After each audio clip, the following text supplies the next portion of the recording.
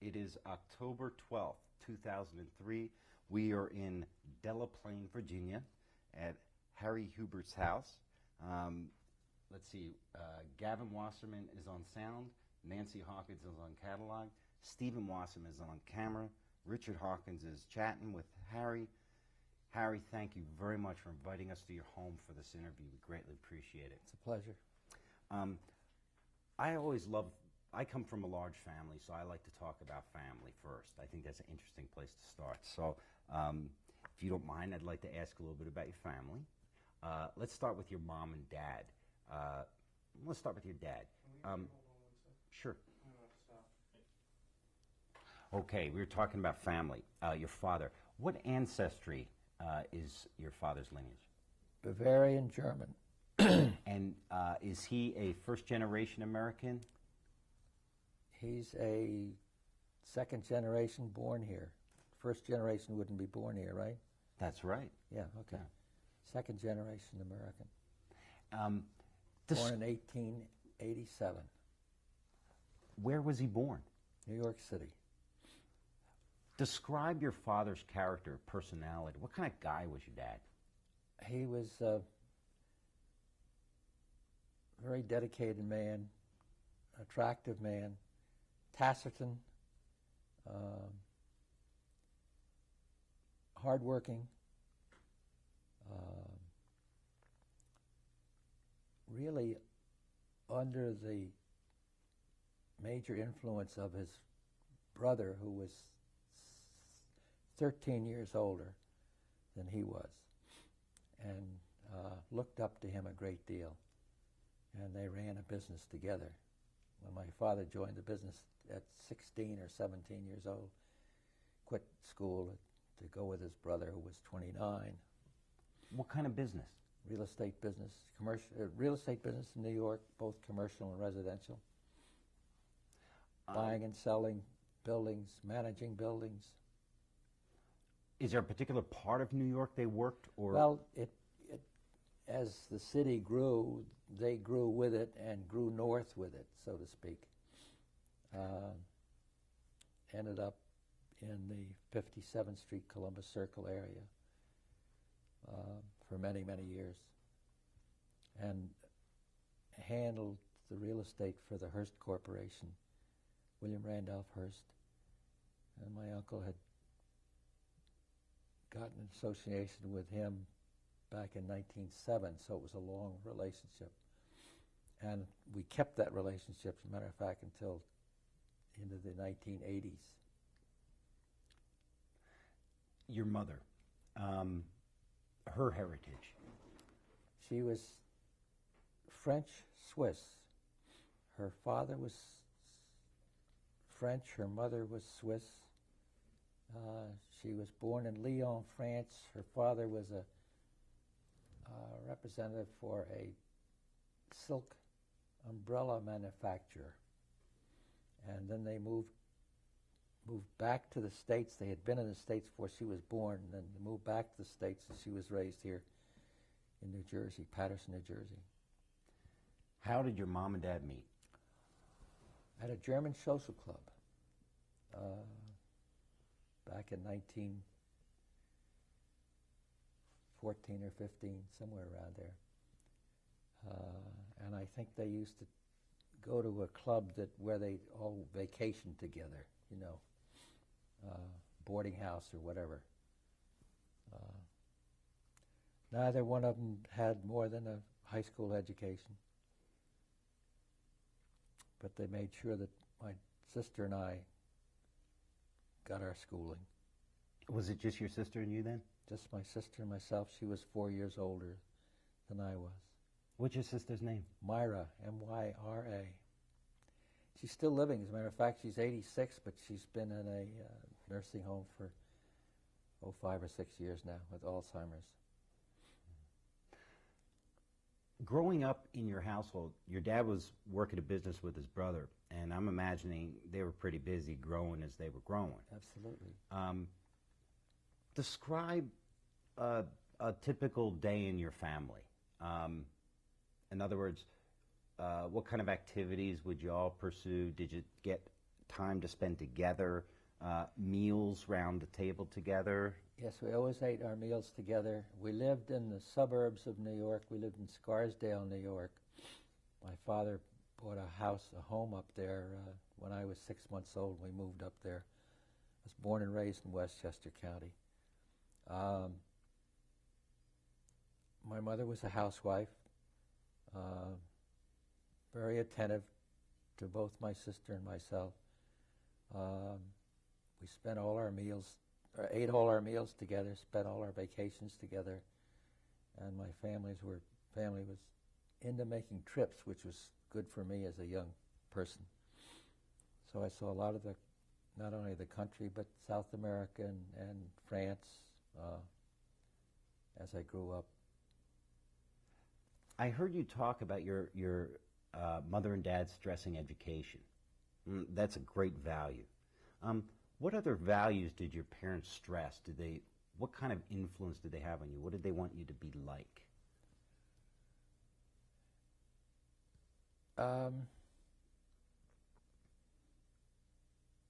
Well, first of all, we had to go to church.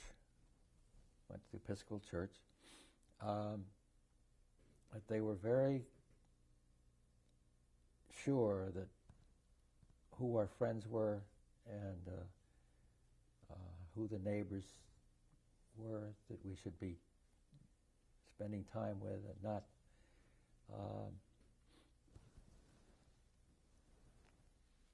I'd say that their values were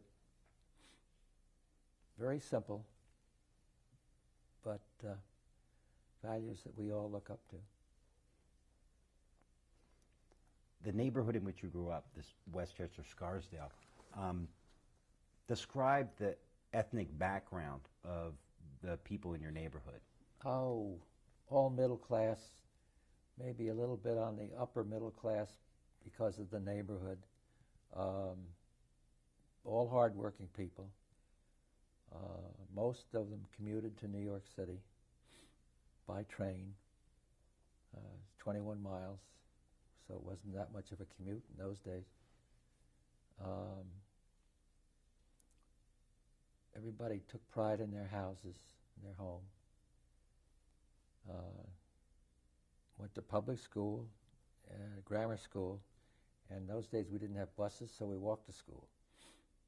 And all the fellows and the girls would gather on the street corners and meet their friends and start walking to school.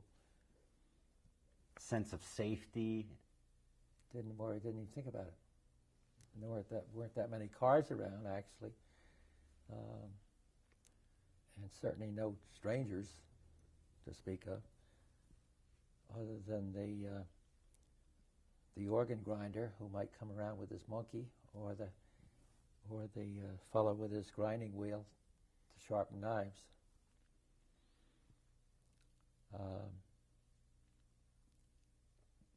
Vegetable wagons, everything was delivered to you. And matter of fact, in those days, we still had horse-drawn milk wagons. And that's where I began my interest in horses. I'd sneak out of bed in the morning and go around with the milkman and come back and have breakfast and go to school. Okay, so how did you swing getting to know the milkman enough and get him to like you enough to get a ride and get to know his horse? Well, I just, over a matter of time, and my parents knew the milkman, and so he would drive me around, deliver me back to the house. Do you remember the horse that he had? Can you tell me about that? Well, they varied because they were teams of horses, but I remember what they looked like and type of horses they were. I don't remember particular names.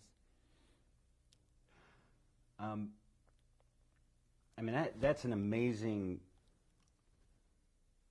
feat to pull off. I mean, you're a kid. I'm thinking you have enough of an interest in something to motivate you, to get you out of bed before anything else, before breakfast. Where'd that come from?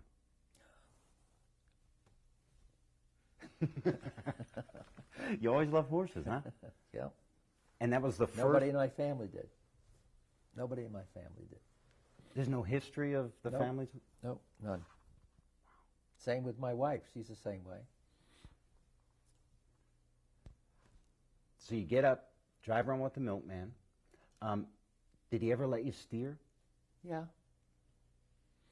Yeah, once in a while I'd take the horse from one house to the next while he delivered the milk here and then walked over to the next house. Yeah. Then you'd have to go to school. Yep. How was school?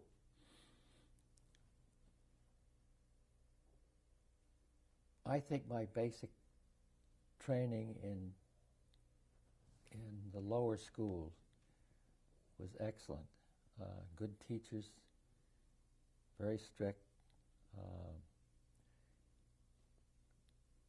good programs, good athletic programs, even in grammar school. However, my parents felt that I wasn't concentrating enough on what I should be doing and was getting in with the wrong group. So they eventually, when I graduated from grammar school, sent me to private school. Still in Westchester County, a place called Tarrytown, Irving School, private school, and I boarded there. Wow, that's a And that huge was change. But a good influence on me. The only thing they didn't know when they sent me to that boarding school that there was a stable right next door at a girls' school, so I was at the stable all the time. But I never really found myself in terms of drive and ambition until my second year in college. And that's when I really began to focus, and my marks got better. And then, of course, I left to go in the service. Walk me through the events or the experience that got that drive focused and directed.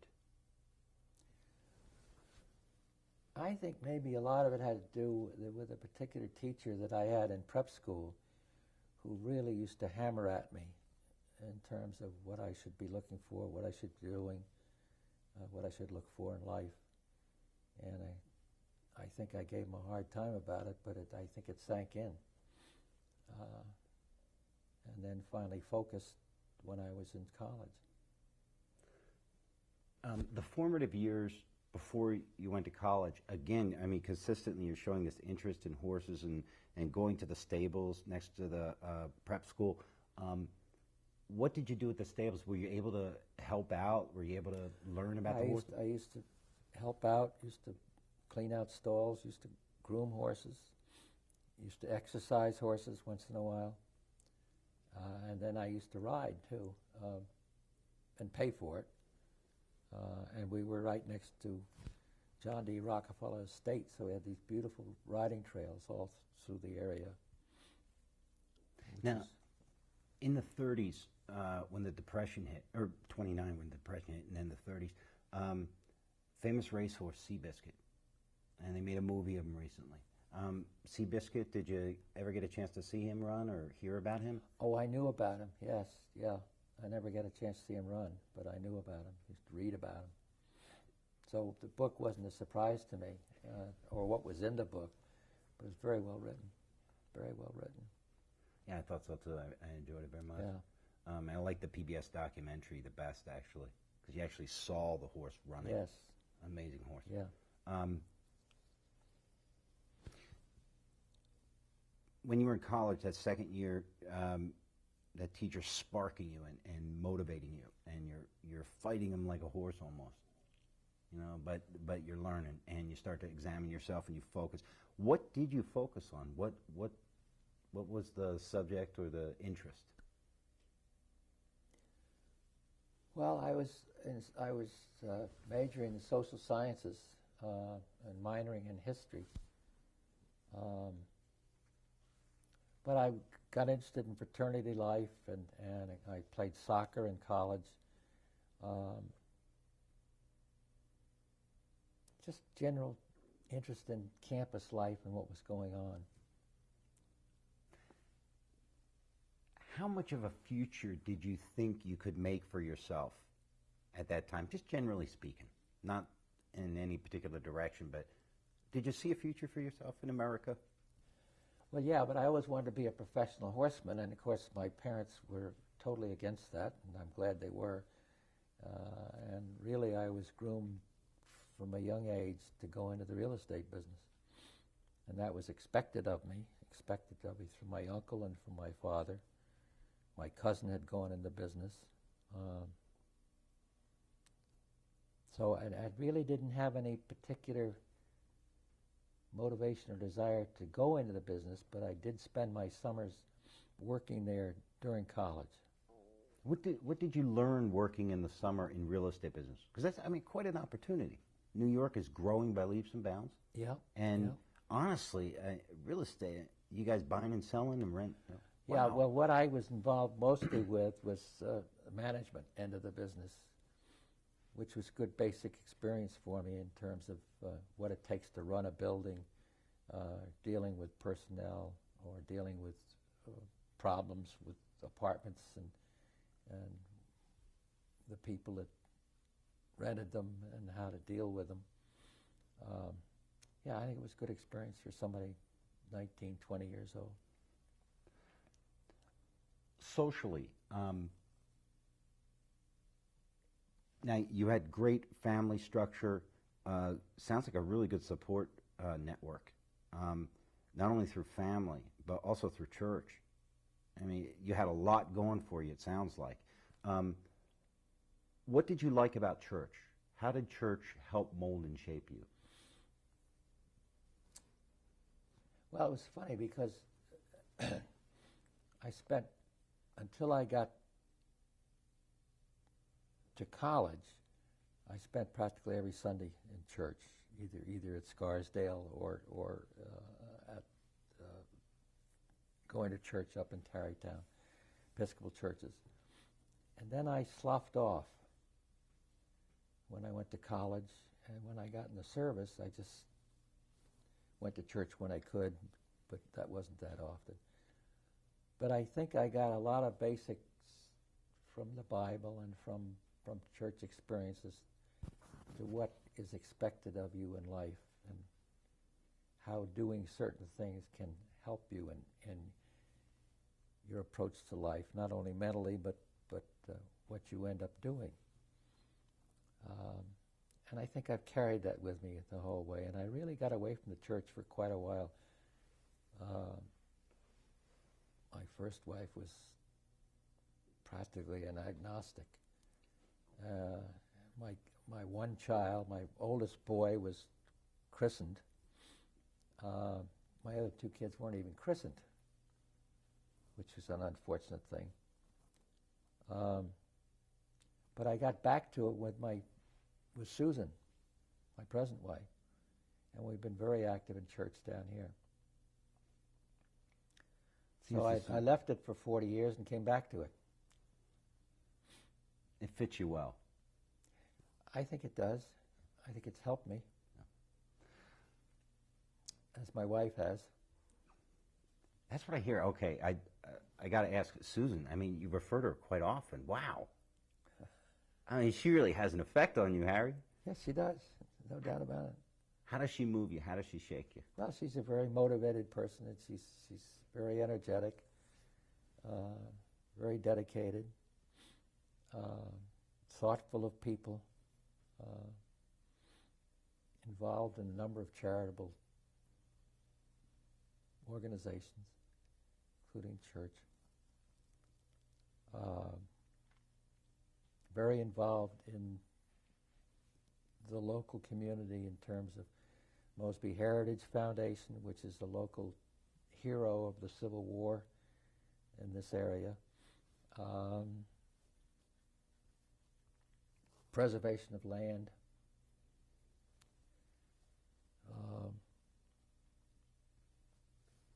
She's just very active.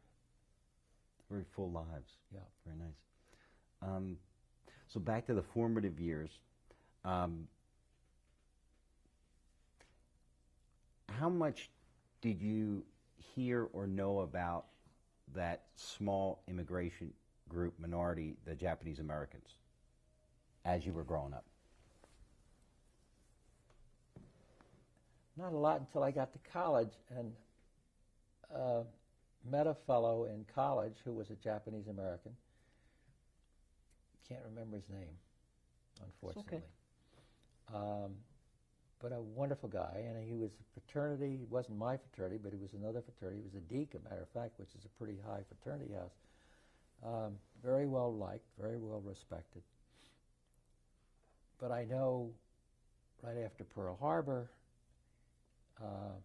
he ran into some difficult times, no doubt about it. And I think it profoundly changed his life during the war years, and I lost track of him actually. So I didn't follow through on that.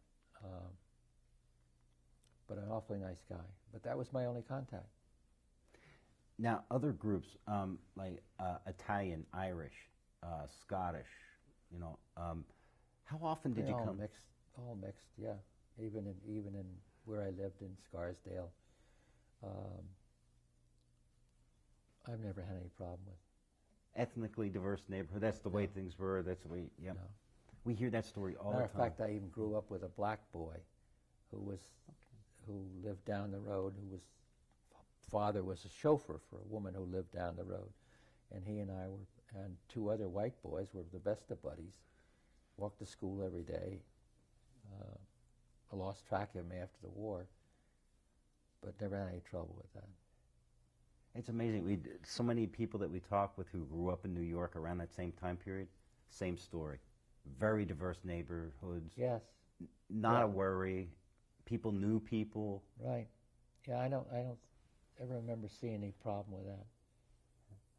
It sounds almost like an idyllic childhood. I mean, the best of the best. It was. No doubt about it. So the only person who made it bad was me, personally. How did you make it Fighting bad? it. Well, just fighting it, as I did to some extent, but I came out of it okay. College, a huge turning point in your life. How much, I understand you were going through your personal stuff where the professor was helping you and challenging you, and you were learning how to focus yourself and get motivated.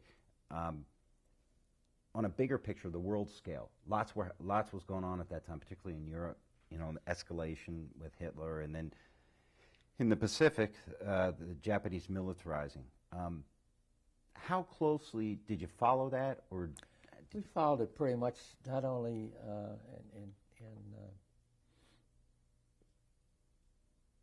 we'd have some classes, I can't remember what class it might be, where we did follow news and what was going on in the world. But I think most of the fellows that I knew were interested in terms of what was happening. They were aware that we were getting into a situation that was going to be kind of rough.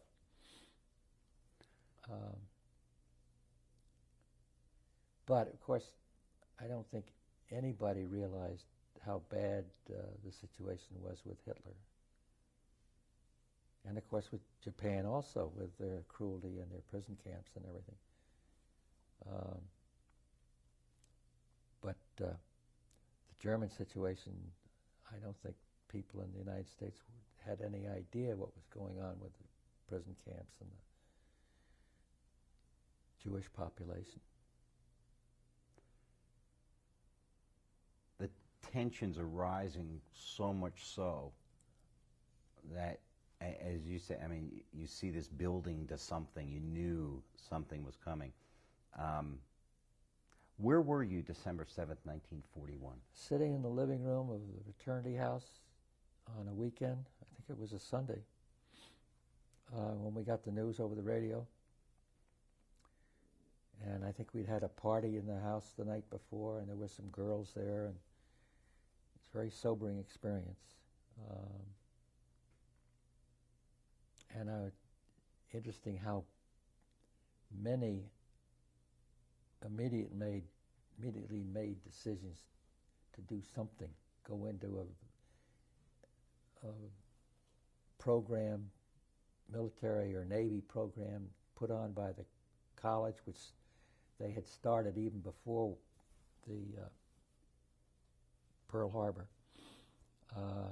or was, in my case, quitting college and enlisting. How quickly did you make that decision? Within a month and a half of Pearl Harbor. Yeah, I finished my first semester college and quit. And I was fortunate. My marks were good enough where they knocked me down a grade and I got credit for my whole junior year. And I was still in good shape. Describe to me the thought process and I'm guessing some emotional pull in the decision to quit college and go fight a war. It was just, it had to be done. That was the attitude. Same thing that happened in the Civil War as I'm reading history.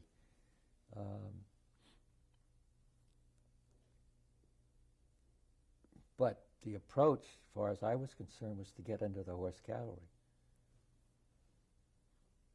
Before we get to the horses, self-view. What did it mean to you to be an American at that time? I never gave much thought. I was an American. I felt good about it, but I didn't know how to compare us necessarily with other countries or other areas. I never really thought about it. Ever question it? Not really. Okay. Month and a half after quitting or finishing that semester of college, boom, you join the Army. How does one join the Army?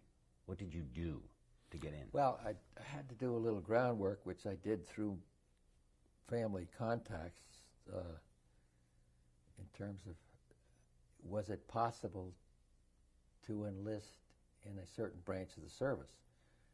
And I found out that there were ways that you could do that.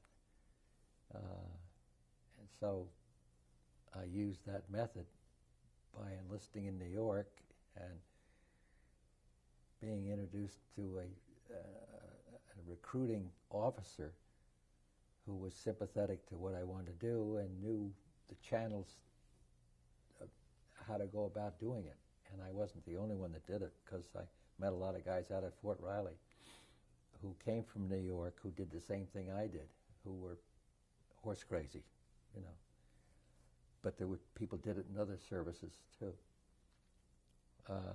Because I didn't want to take a chance of just going in and enlisting, going through a boot camp someplace and then ending up in the infantry or something, which I ended up in anyway. But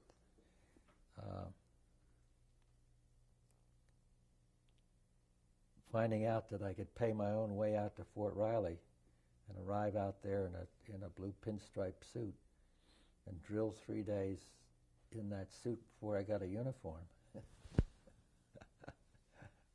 That's what I did. Why Fort Riley? Because that was the headquarters for the horse cavalry, and that's where the replacement training center was. All of the recruits who went into the horse cavalry were trained at Fort Riley at the replacement training center. They weren't at different camps all over the country as other branches of the service were. Now, we're talking January of 1942, and horses in the Army. I mean, the whole cavalry thing, from my understanding, they became mechanized. Tanks, that whole thing, cavalry, armor stuff. And then you're dealing with real live horses. There was a mindset in the Army, top brass, that did not want to give up horses, did not want to give up the horse cavalry. And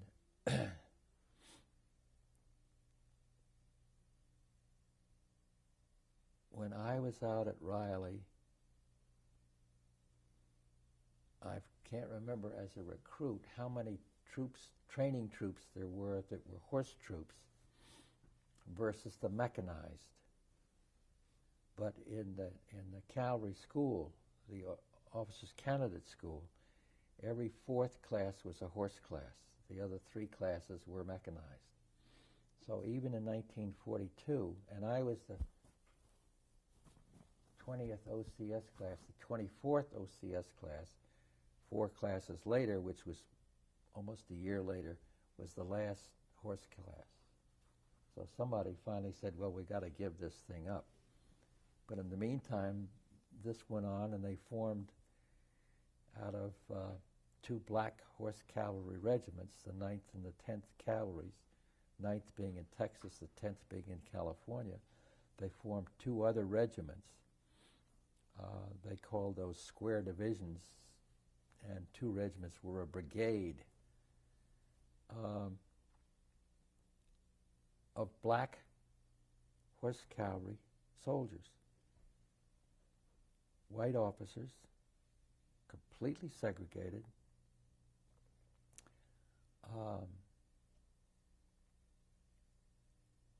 And I wondered, what all this meant, because I knew it didn't make sense. And knew after going through the cavalry school and everything that fighting with horses was, in this day and age, with all the firepower there is, a disastrous thing to try and do. I could see the use of small units of horse cavalry attached to infantry regiments to move troops very quickly, small squads or platoons, quickly from one area to another and get the horses out of there. But other than that, I could see no use for it. So it didn't surprise me when all of a sudden, a year after we formed this regiment, 3,500 raw recruits out of Chicago and Detroit and areas like that who'd never seen a horse in their life, and 3,500 horses from the remounts, where we had to get the guys learning how to not only be soldiers but how to ride a horse. It was a tough time. Plus, we got thrown more than they did because we had to ride all the bad horses. Let's start with OCS. First of all, how'd you get selected to go to OCS? Well, after I got through basic training, because of my horse experience in civilian life, I was chosen to go to the horsemanship department and teach horsemanship. So I became a corporal and then a sergeant. And from that, was able to apply for and pass for appointment to the cavalry school. Where did you pick up all your horse skills in order to display them in the Army like that to get that kind of leg up? I'm sorry, what? Oh, I'm sorry. Yeah. I did that. You told me about that. That's okay. That. Don't worry about it. We'll just go back. Ask the question again. OCS, you get in there, and part of getting into OCS was your ability with horses, as I understand it, and your horse skill. As we were talking before, you had ridden with the milkman, the first time with horses, which is a great story, and then there was the stables next to the boarding school. Yeah, well, aside from that, my parents knew they couldn't fight this game, so I got a group of kids from grammar school, and my father, he had a big 7-passenger Packard. He'd take 6 or 8 of us every Saturday morning over to a riding school, and we'd go riding. So from that, I then worked there in the summers before I started to work in the real estate business, cleaning out stalls, exercising horses, the whole works. So I was involved with it every summer for a number of years. So I had a pretty good basic experience. So then you're in OCS. In officer candidate school, what's, if you can list like just a couple of things off the top of your head, the most important things that you learned? What makes a good officer? What were they trying to teach you to be able to do? course, the main thing is discipline. But aside from that, it's trying to instill upon you leadership abilities and your responsibilities to the men that are under you, and to have the ability to think and make judgments and make decisions for not only yourself but those men that you're with. I mean, just listen to you, that's serious stuff. And then put that against the backdrop of what's happening on a world scale, you know, war. That'll shake you a little bit, no? Well, look at what it's turned out. It's turned out an awful lot of good officers in the United States, in all the services. There's no doubt about that.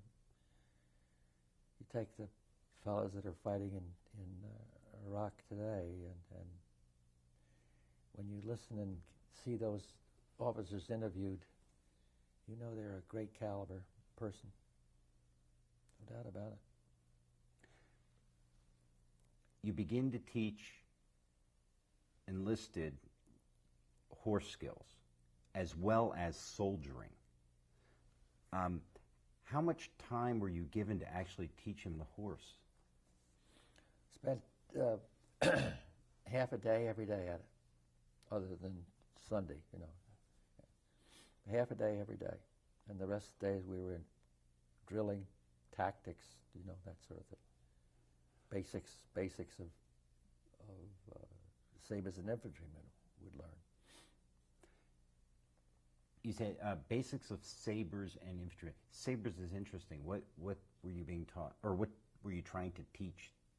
I didn't say sabers. Oh, I'm sorry. What'd you say? No, I don't know what you said now. Okay. And they said drilling. We never had sabers. They didn't issue sabers to us.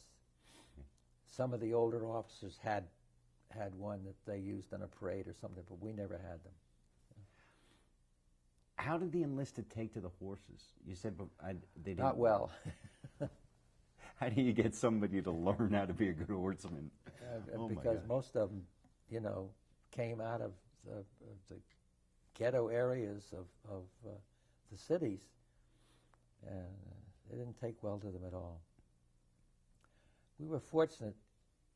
The black non-commissioned officers who came through the Army before the influx of the newer generation in World War II were excellent soldiers, and I would have fought with any one of them. But the group as a whole that we got, I wouldn't have wanted to fight with. We had an instance, and I don't know whether I should be talking about this because of the black situation, but I think it has a bearing to some extent. We had a natural kind of an amphitheater where we showed films at night. It was on a hill that came up like this, and then we had 3,500 troops there to watch a training film, and the officers were all lined up in the back. Fortunately, there were some trees there and stuff, and it was waiting for dusk or darkness, and somebody put his finger up the leg of the guy next to him and yelled "snake," and that was the end of that place. The whole outfit went. What did your family or friends, how did they respond when you told them that you're an officer in an all-segregated unit? I never got any particular, because segregation was part of life then, you know. It wasn't up north, but certainly was down south. We didn't get a lot of talk about it. So after about, was it a year that you were working with these guys? Mm-hmm. And then they say, okay, no more horses. They disbanded the horse cavalry. They brought troop trains up right to our camp in the Laguna Mountains in California.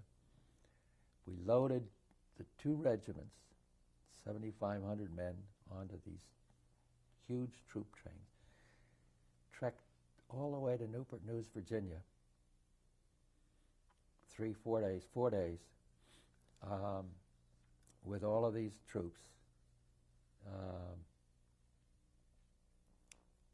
boarded a troop ship. The General Billy Mitchell was on his maiden voyage, was 22,000 tons, 2-stacker, no portholes. They had requisitioned 4 boats that were keels that were being laid for the Grace Line and made troop ships out of them and didn't put any portholes in them. All air conditioned. We made the trek to Casablanca, North Africa, with no escort other than airships the first day out and picking up airships the first day, the last day out of Casablanca. 22 knots on our own power, no escorts, all by ourselves. That's incredibly dangerous. Very incredibly dangerous. And we did it. Had you any idea what was happening at the time, how dangerous that was? We didn't realize how dangerous it was. But we were told, don't worry about it, these ships are so fast, you know. And it was something new that they were experimenting with. 8,000 men on that boat. Son of a gun. Four stacked to each deck. And my friend Jim Critchfield, who owned this house before we bought it, and we were in the Horse Cavalry together and everything, he was a lieutenant colonel. He didn't have any troops when we landed on the docks, and I didn't have any troops because I was then in battalion headquarters. So he gave me the job of taking all the AWOLs on the East Coast that they picked up. And we went down, or they went down in the hole right where the propeller goes out, the bottom of the ship. And I had to go down 8 flights to check on them every day. And it was the loudest part of the ship. Oh my gosh. But we made it. We made it. We had one night where they must have gotten something on the radar, and the captain turned that ship like this, and everybody fell out of their bunks, but nothing happened. Thank God. You land in Casablanca. Describe for me coming into that port, disembarking, and becoming part of a fighting force, a larger fighting force. The port had been pretty well bombed out, and one of the first things that greeted us was the huge French battleship called the Jean Bart, which had just been, it had just been commissioned and was knocked out by the Germans and lay on its side in the port there. But the next thing that really impressed us was where we went out to a tent camp outside on the desert in California. And here were these tribesmen leading camels by. And to see that was, just such a change. So we were there 2 or 3 days, and we loaded everybody on what they call 40 and 8s, which 40 and 8 is a standard European freight car, much smaller than ours. They only had 4 wheels on them. And the 40 and 8 came from either 8 horses or 40 men were put in those things. And we went from Casablanca up to Oran, which is on the Mediterranean. When we got up there, we dropped all the blacks up there. They went into port battalions, engineer battalions, all segregated still. And the officers we were asked what we wanted to do, and we said, well, we'll go in the mechanized cavalry. They said, we don't need you in the mechanized cavalry. Why don't you volunteer for the infantry? So we said, we don't want to do that. So we got a notice by direction of the president, you will volunteer for the infantry, which we did. Went to battle school in North Africa. Were sent over to Italy, where we went into replacement camps.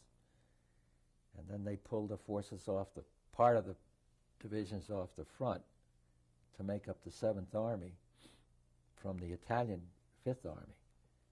And we joined our different outfits and made the invasion of southern France. And this is you and Jim. Jim, Marty Higgins was another one. There were quite a few of us from the Camp Lockett group that ended up in the 36th Division, and then the others ended up in other outfits, either going over with us or staying in Italy. Originally, you did everything right. You planned it, you talked to the right people, you set it up, you made the effort yourself to get out to Kansas. You didn't have a uniform, but you drilled anyway in that pinstripe suit. I mean, you Didn't have a choice.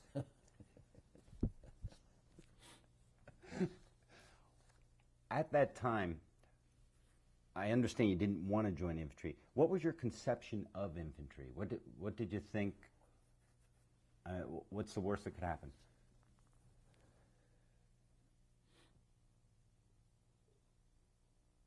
I think probably most soldiers felt that the last place they wanted to go was the infantry, because they knew that they took the brunt of the battle at all times.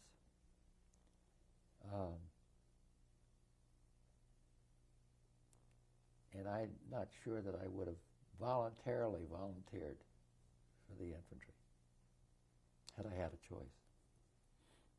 But I didn't have a choice. And you went. And I went.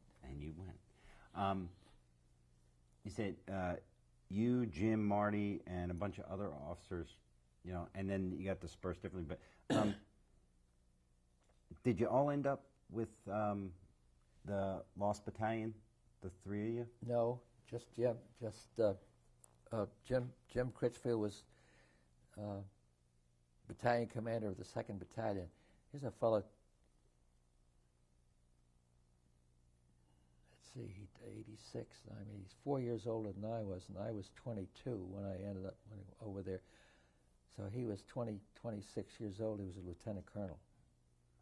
Brilliant officer, and turned out to be a brilliant combat officer. Anyway, he had the 2nd Battalion, and the 1st Battalion, of course, was the one that was cut off. And Marty and I were the only ones from the Horse Cavalry that were in the 2nd Battalion. I mean, the 1st Battalion, sorry. Yeah. Describe Marty a little bit for me. What kind of a guy was he? What kind of an officer was he? Well, I have to... He's one of the finest officers I've ever met, and same with Critchfield, but they happen to be... And you get this in combat. When you say somebody that can do things better than you can and are real fine commanders of troops and are looked up to by their men, you form a bond with those people when you fight with them. And that's what happened with Marty and I, and happened with Jim and I also. Then, of course, I knew Jim after the war in occupation also. By that time, Marty was a prisoner of war. But Marty and I fought many battles together, side by side, our troops.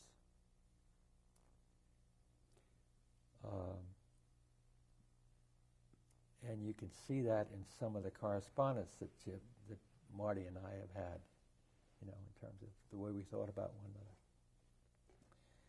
Very calm,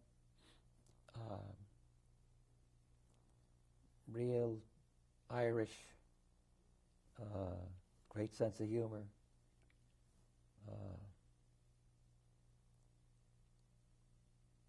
steel nerves.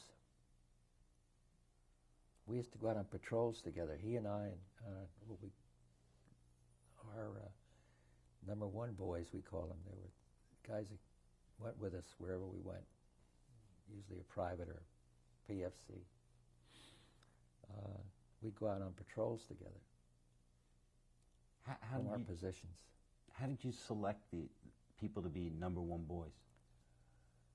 Just by being with them for a while and knowing, get to know what kind of a person they were. Didn't take long. As war has been described to me, I mean, it's a lot of hanging out, waiting, doing nothing, and seconds or minutes of absolute unadulterated terror. I imagine you pretty quickly find out what a man's made of, so to speak. In other words, what their reaction is to that kind of thing. And that bond you spoke of, I hear that about that bond often. I bet you do, yeah. If there's any way that you could describe that more fully to me, trying to understand. I understand the circumstances help create that. But what do you look for in that person that you've bonded with? What do you expect of them?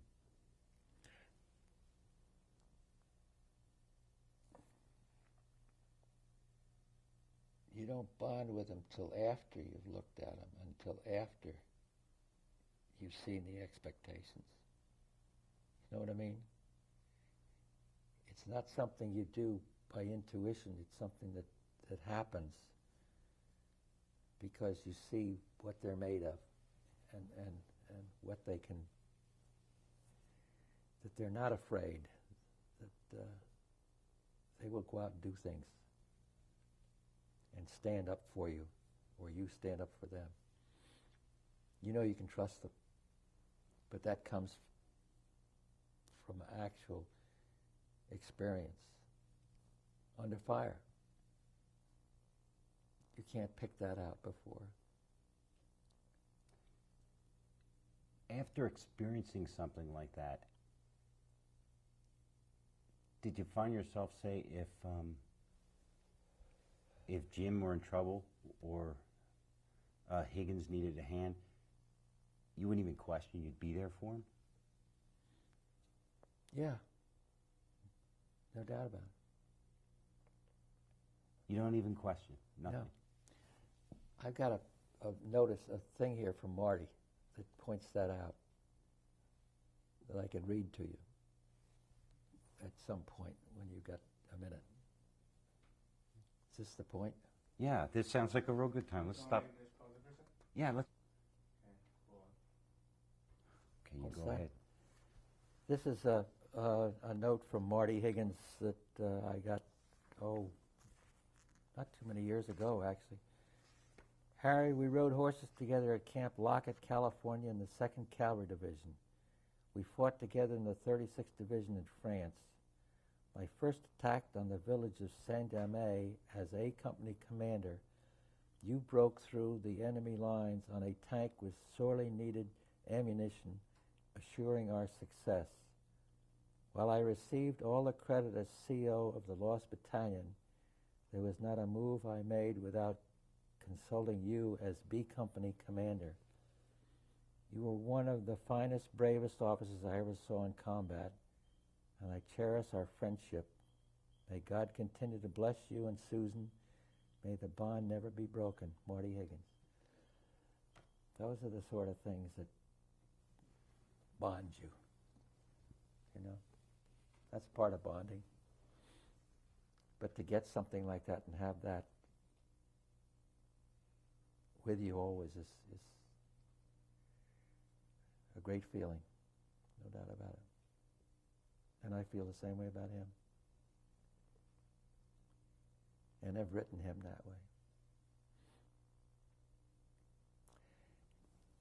Not long ago, I was asked that we have a group at church called the St. Andrew's Group, which is a group of men who get together every Saturday morning and have breakfast.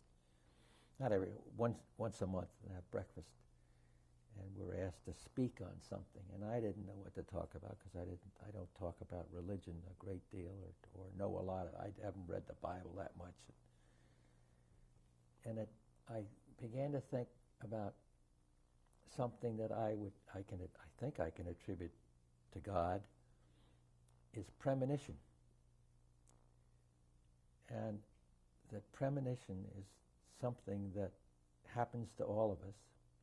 We feel something's going to happen, whether it's good or bad. And I saw many examples of this during the war,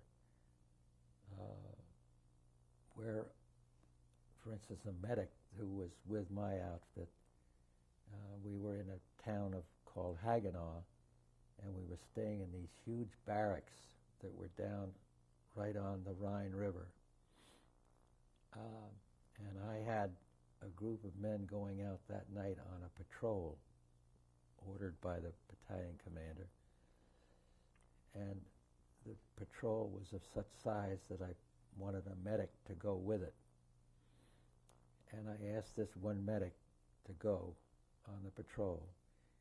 And he kind of broke down, and he really had war fatigue. That he just felt something was going to happen to him, and could he please not go? And I said, okay, I'll get one of the other guys to do it. He stayed there in the barracks, in the basement, big windows facing out over the Rhine, and we had some wounded coming in because we were being shelled. He was treating wounded down there. A shell exploded outside the building, came through the window. A piece of that shell hit him and killed him while he was working on a fellow wounding him. Premonition. And I had other examples of that, where a fellow would say, something's going to happen to me. Okay, you had just finished reading a portion of a letter that Marty Higgins had written to you, which just plainly states your value to him and the men you served with under extraordinary war. You received 2 Bronze Stars, Silver Star, 2 Purple Hearts. What does that note from Marty mean to you? It means more than those medals to me. I couldn't think of a finer tribute to myself than what he gave me. And I've done the same for him. Because that's the way we feel about one another. That's bonding.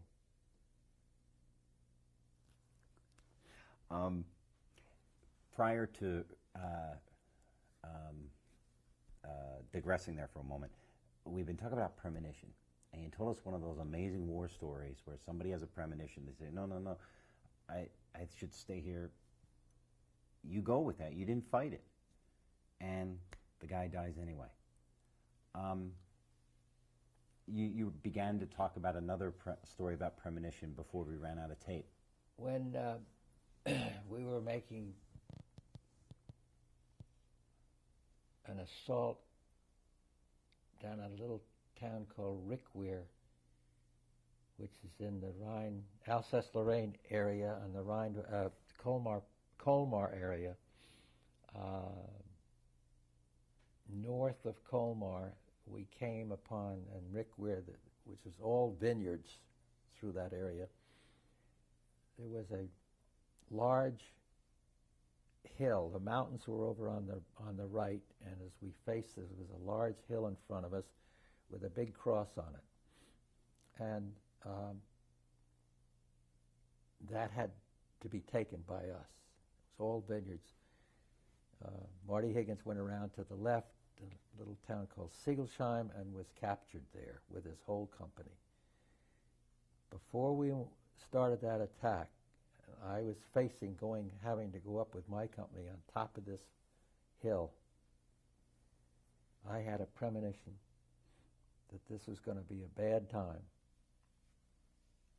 but I knew I wasn't going to get killed. And we went up on that hill, and that hill was the key to the whole Colmar pocket. You could see all the way down into Colmar, and I could see tanks coming up, and I could see convoys coming up where the sun, the morning sun, would hit the headlights on the convoys. I knew that this hill was the key to that whole Colmar pocket. And as a matter of fact, the 36th Division spent 3 weeks trying to get that hill and were so decimated that they were replaced by the 3rd Division, who finally took the hill. Well, my troop was the first one on top of that hill. I got wounded up there that day. My radio operator was killed.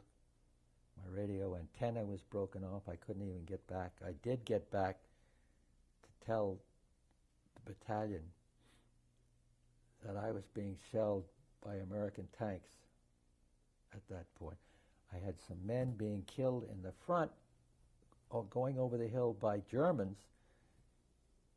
Some of my men got killed from the rear by guns way in the back and mistook us for German troops, direct fire, tank fire, and I got wounded and had to pull out. It was 3 or 4 weeks before that hill was taken, but I knew that day I was in trouble, but I wasn't going to get killed. And I never felt that I was going to die, and I know fellows who did know. They were always knew they were going to get killed. I had a friend of mine, Charlie Von Stadi, who I went through basic training with, went to Cavalry school together.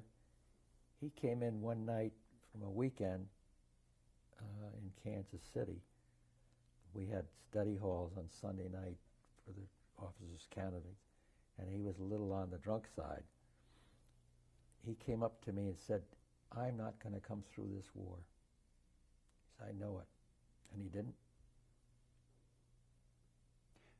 I've sat across from many vets, and they talk about what you're talking about. They also talk about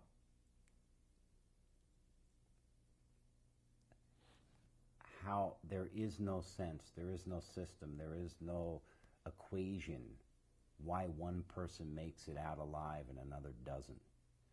That nonsensical part of war. How does a soldier live with that day in, day out? How do you live with that? How do you carry something like that with you? Don't have a choice. Don't have any choice. Can't even think about it. I'm also imagining that combat or war is not exactly the best place to be introspective. I can't tell you how many times I came close to being wounded, having been wounded twice. We were in a firefight one time, and I knew there was a machine gun nest up ahead of us, and I stood up to tell somebody where the nest was. And a sharpshooter who was surrounding the nest took a shot at me, and I happened to turn my head like this, and the bullet creased my eyeball just below the retina, whatever you call it. And I dropped to the ground, and I thought I'd lost my eye. Terrible pain. And I just had a big bruise on there. Who knows? And I can tell you that anybody that's fought in combat can probably give you other examples of like that. When you're living that kind of a life day in, day out, it's not just life and death. Talk to me a little bit about comfort levels. Talk to me about warmth. Talk to me about hot food. Talk to me about clean sheets. Talk to me about showers. Talk to me. What kind of a life? What did you say? Clean sheets? Clean sheets. What were sheets? We never saw sheets. Never saw sheets. We traveled. Most of us didn't even carry knapsacks. because it was too cumbersome, you couldn't get out of them quick enough. We carried an M1 rifle. We carried ammunition over our shoulders. We carried a blanket and a shelter half rolled up in a roll like this on a string around our other shoulder. And that's where we went into combat. And that's what we stayed with day in and day out. You unrolled that thing at night, depending upon whether it was raining or what. You might put your two guys put two shelter halves together, put one blanket on the bottom and then one on the top, or you just took your own blanket and your shelter half and rolled in it. That's the way we spent our time all winter. Sometimes on the ground, sometimes in a foxhole that you had to dig, or if you're lucky you found one that the enemy had dug for you before he left. You try and put something down to keep the dampness out, leaves or something in your foxhole. You wake up in the morning with pains in your back, just from dampness.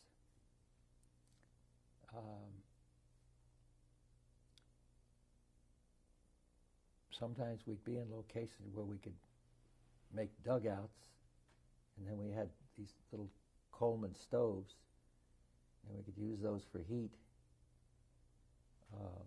if we had enough guys in the dugout.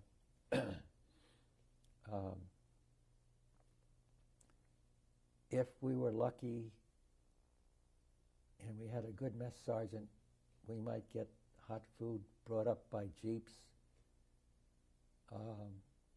into a position once a day,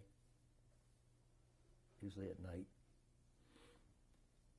Otherwise, we ate K rations, which came in a little box like this, or D bars, which were a little hard chocolate bar, full of vitamins or something to keep you going. I'll tell you about that on the Lost Battalion. But during the whole winter of 1944, we were in the Vosges Mountains in the winter, and our only shelter was what we built. We once in a while would get a farmhouse or something, but most of the time those were destroyed. Snow, everything else. We did get a change of socks, and that's why they tried to bring up, one of the reasons they tried to bring up the hot food, they'd bring another socks for us. We usually carried one in here, one on our feet, and one was back being washed. So every day, to keep us from getting trench foot. Terrible stuff, terrible disease. I'm not being silly, but you're out on the line, month after month after month. Anniversaries come up, birthdays come up, Christmas comes up. What do you do for somebody's birthday? How do you celebrate a birthday? Never heard of it. However, you did get mail. We'd get mail, you'd get postcards, you'd get birthday cards, which would come up with the food. But we did very little celebrating between us on the line. Somebody might say, "Thank God you made it."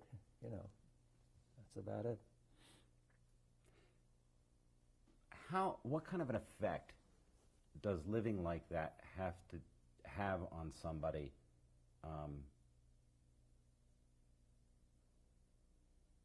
after a time? I mean, there's got to be a point where it starts to wear on you a bit. Well, I think you could see pictures of men who have been in combat And the look on their faces, and the drawn look of their faces, and the fatigue is there. I could show you pictures of it, especially some of those pictures coming out of the Lost Battalion. You could see it right there.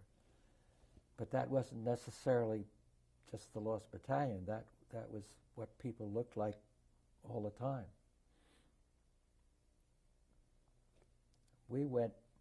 Sometimes we went for weeks without getting off the line. As an officer, you have people under you who are relying on you, counting on you. You're responsible for them. You see the cracks. You see them, it's starting to wear on them and stuff. How do you motivate them? How do you keep them focused? You can't motivate them, I don't think, not when they reach that. When they reach the point where they've had combat fatigue,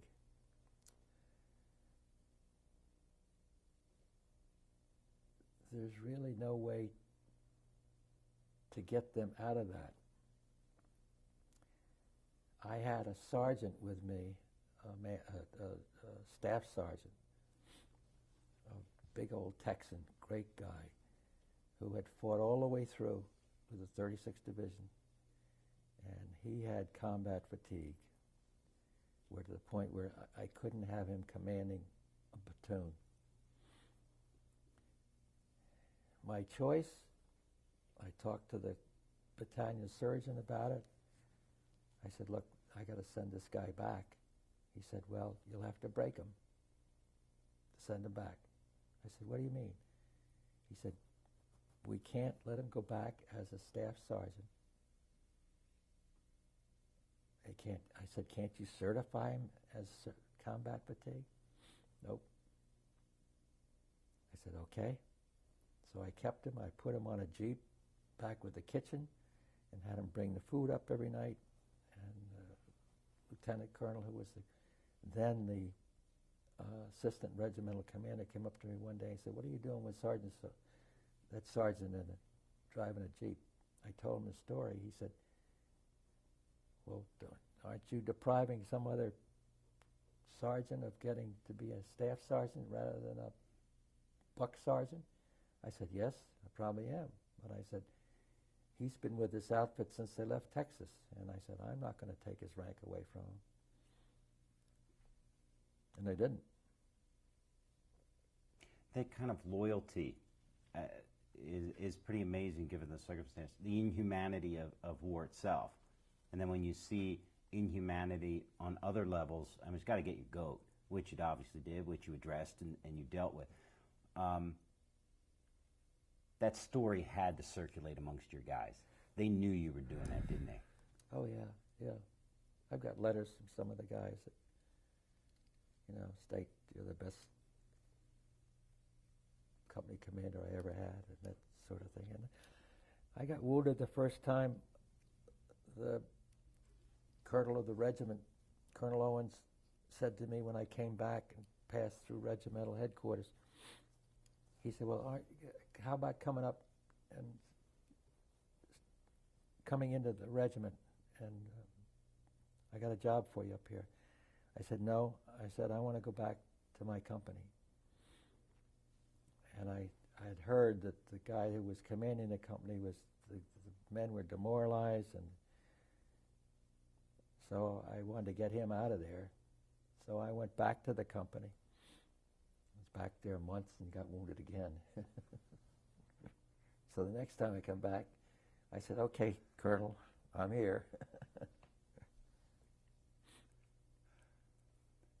Let's talk about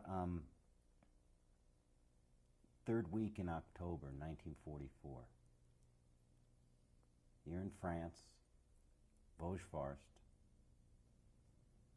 Lead me through the events that took your battalion deep into German territory. Kind of gave you just a real loose setup for you to go whichever direction you want, and I'll just ride with that. Well, I didn't have any premonition that day about what was going to happen. But we had been fighting pretty steadily through the Vosges, and always some firefights, but never really big opposition. Susan, come on in. I'm sorry. No, your problem. That's not. Okay, third week of October 1944. Your battalion has been working its way through the Vosges. I'll let you pick it up from there. You can take it whichever direction you want. Okay. When we got the orders to move that morning, and by the way, I have some battalion records here for you that Bill Hawkins gave me out of the battalion diary. Have you got a copy of that? No, I don't. No, I don't. We didn't have any inkling that we were going to run into any real opposition. And at that time, we had contact with the 142nd, or pardon me, the 2nd Battalion of the 141st, which was on our left, and I'm not quite sure, maybe the 442nd on our right, before we jumped off. And I think we were in the middle of marching out when we got word that the battalion wanted a patrol in force out in front of us, which was taken out of A Company, Marty Higgins' company, 55 men. And by the way, our company strength in those days, was always much below what was called for. We were never up to our battalion or company strengths. So Marty ended up with maybe 100 men left out of a company that should have been 187 men. And it wasn't long after that we heard some firefighting ahead of us, and then as we advanced, we heard nothing more, and we lost those guys. Didn't know it at the time, but we wondered where they were. And as we went forward, we ran into heavier opposition, and finally got to the point where we couldn't go any further, and was fortunate that that was an area that was in this heavily wooded country, had some open spots in it. So we had a firefight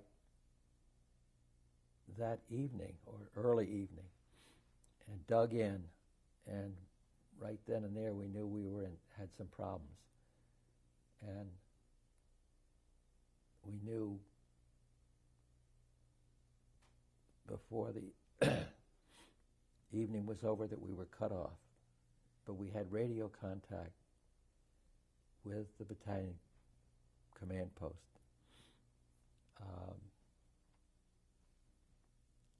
And that radio contact, we had to give credit to a fellow named Erwin Blonder, B-L-O-N-D-E-R, who was our artillery observer with us, as first lieutenant, attached to the artillery, but with us, so he could call the shots in terms of artillery.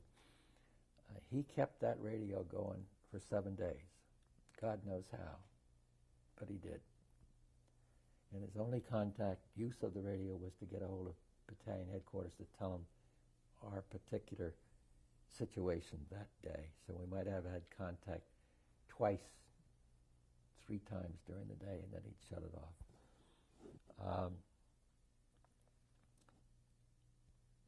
The next day we found out that some of the guys drifted in from the patrol that had been lost, and most of them had been captured.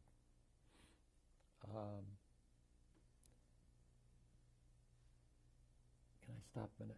Yeah, you bet. Yeah. No. Yeah. So we'll use that. Okay. October 26th, 1944, your battalion, which was undermanned, as you were saying earlier, as I understand it, makes its force forward, and you guys are chugging along, doing great. And yeah, we kept on asking where our flanks were, who were on our flanks, and we couldn't determine that the 442nd was on this side of us, next to us, and the 2nd Battalion of the 141st was on the other side of us. So we began to realize the first day that we were out by ourselves, and the colonel kept pushing us. He kept pushing. At some point, you realize that you're way too far out front. How do you begin to understand how far out front you are?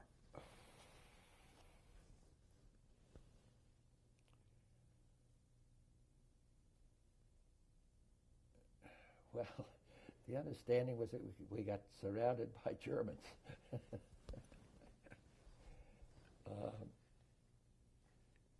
How did you know you were surrounded by Germans? They kept firing on us from all directions. And we had to dig in this area that we were fortunate in getting to, and had a hell of a firefight the first day. See, I'm thinking, you're moving forward. All of a sudden, you're firing from all directions. For me, if I were in that situation, I'd be thinking, there would be tremendous confusion for a while, thinking, why am I taking fire here? Why am I taking fire there? What's going on? None of that? You knew it? Because you know you're surrounded.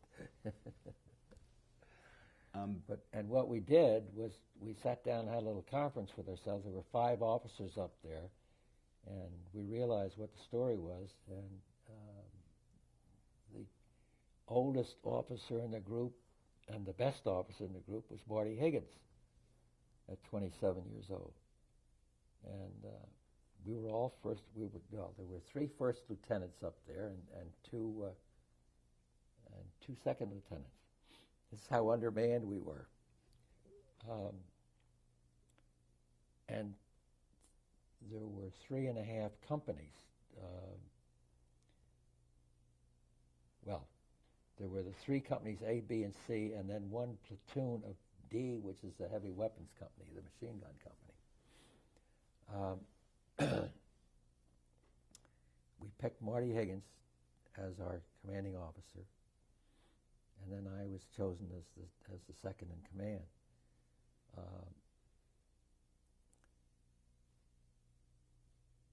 We were told the next day to move, try and fight our way back, and we said, we can't do this. We've got wounded men up here.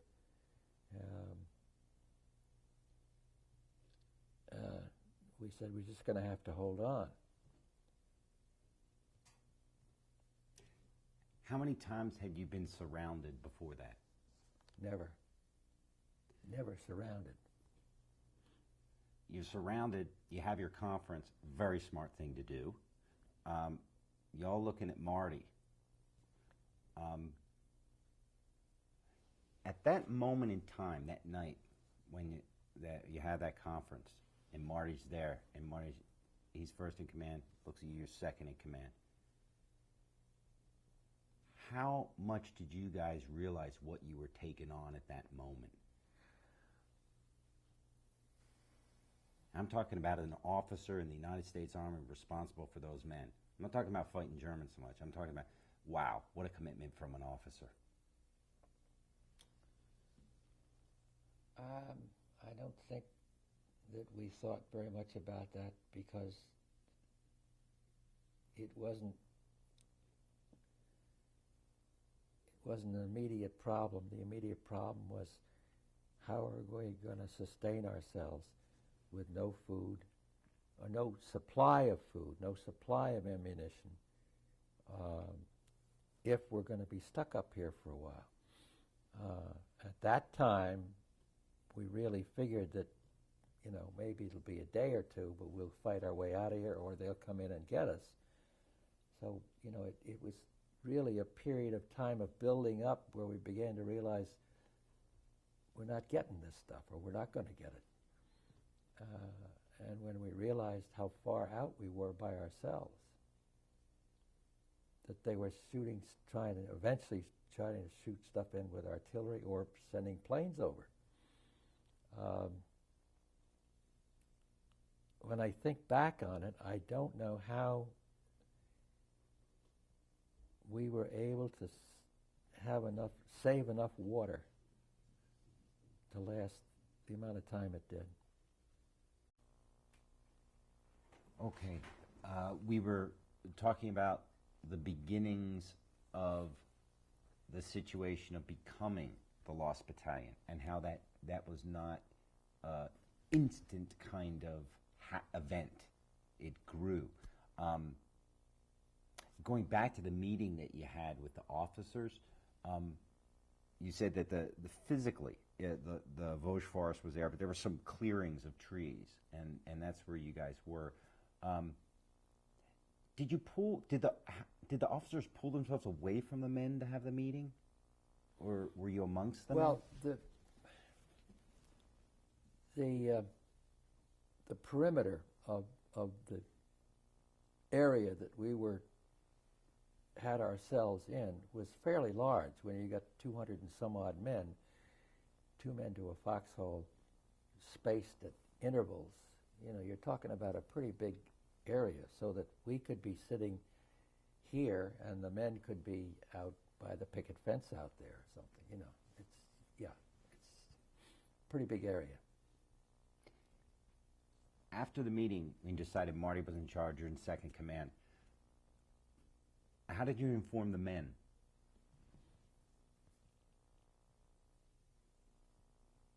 I think that the individual commanding officers of the different companies just informed their men, their sergeants, and the sergeant went and informed their men. So a chain of command. What was taking place, Yeah. Okay, so day one, you had the firefight.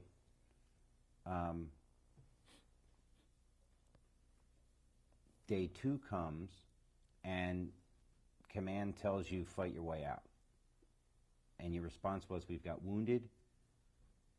We can't do this. We need some help here. What was command's response to your request for assistance? They said, we're sending it in.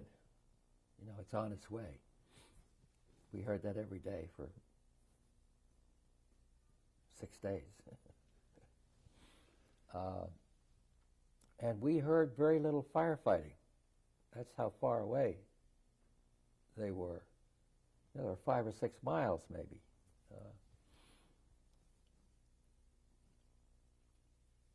It was very quiet up there most of the time, other than when we got into particular fights. And why the Germans left us, I think they thought we were a lot more powerful than we were, that they didn't come at us every day.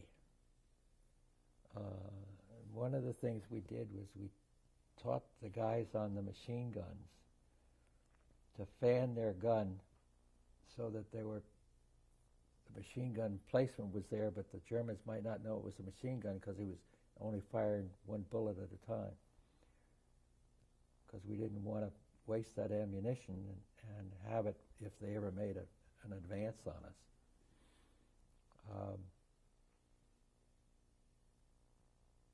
One of the biggest problems we had up there as we got into the next ensuing days was these fellows, our men were coming down with trench foot, which is the swelling of the foot due to dampness and discoloring, very painful.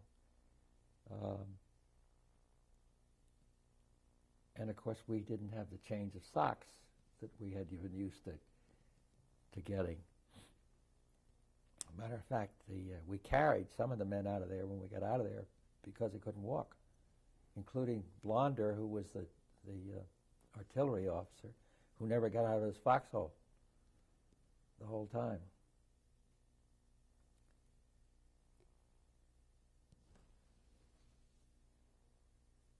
Day 2, you're told break out. You can't do that. You guys are smart enough to figure out how to make yourselves look bigger than you really are, which is what you did. Very clever. Who came up with those ideas? How? Oh, Marty and I, and maybe the other officers. It depends. Yeah, it was the officers that did it. Day 2 comes and goes. How many supplies reached you from battalion? None. None. Nothing reached us until day 5. Day 3 comes. Nothing. What has gone through your head at that time as far as? Hunger.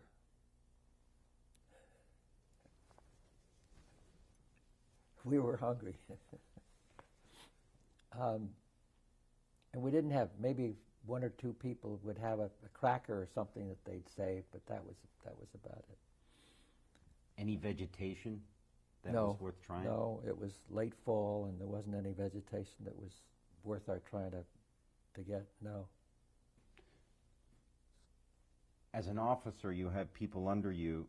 Day 3's here. No supplies arrive. You're still surrounded by Germans.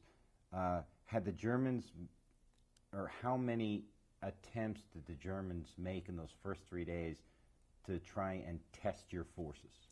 They tested us a little bit every day, but they did not make a concentrated attack on us, because I think they thought we were, as I said, thought we were bigger than we were. As an officer, how are you telling your men that we can get out of this, that we can survive this? How do you keep people's spirits up, morale up, motivated? I mean, you've got like everything working against you. Yeah, I think they all understood that, and of course we kept on saying, you know, we just got to hang in here. We're not going to surrender.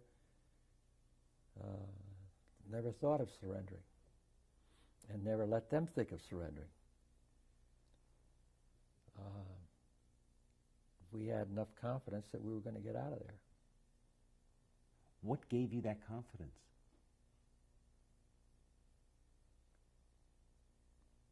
Intuition? Premonition? If that's confidence. Something told us. Yeah, we never thought we were going to be captured. How do you come to make the choice that you're not going to give in, that you're not going to let this beat you? Where does that come from? I think we just, the officers felt that as a force that we were not decimated or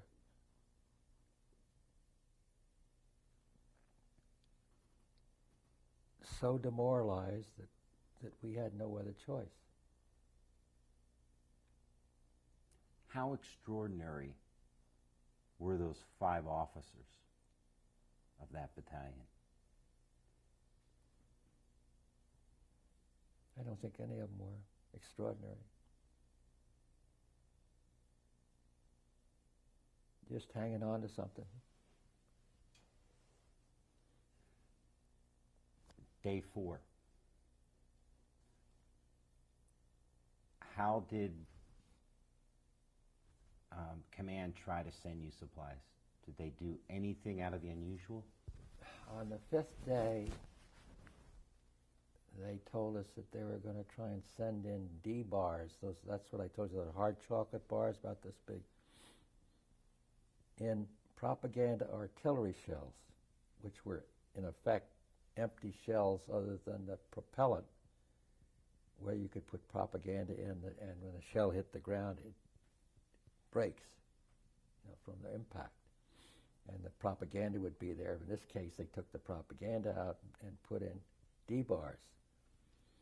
What happened to us was the D-bars came in and hit the ground so hard and disintegrated the shell and disintegrated the chocolate. So other than a few guys going and licking up chocolate, that's all we got out of it. So we said, that doesn't work. So they said, okay. The next day, they sent P-47s over. And the first day, it was cloudy, and we had put out, we dug up all the white we could find. God knows where we found it. It was mostly T-shirts. And built a panel in one of the open areas and then cut down some trees to make a little opener pointing to our position. And the P-47s came over and bombed us with these wing gas tanks, which were aluminum. And they just, instead of putting gas in them, they had D rations, or rather K rations in the tanks. And they bombed them into our position. They tried that one day, and it didn't work because the weather was bad, so they came in the sixth day and zeroed in our position. And one of the fellows got so excited he ran out of his foxhole and towards one of these and got hit by another one and was killed. Because we lost 5 or 6 men up there that were buried up there. But on the whole, the K rations came through well enough for us to eat them because they're little cans and little things and they were cardboard containers, and they stood up pretty well. So that's really what saved us. And then they zeroed in some ammunition for us with the P-47s.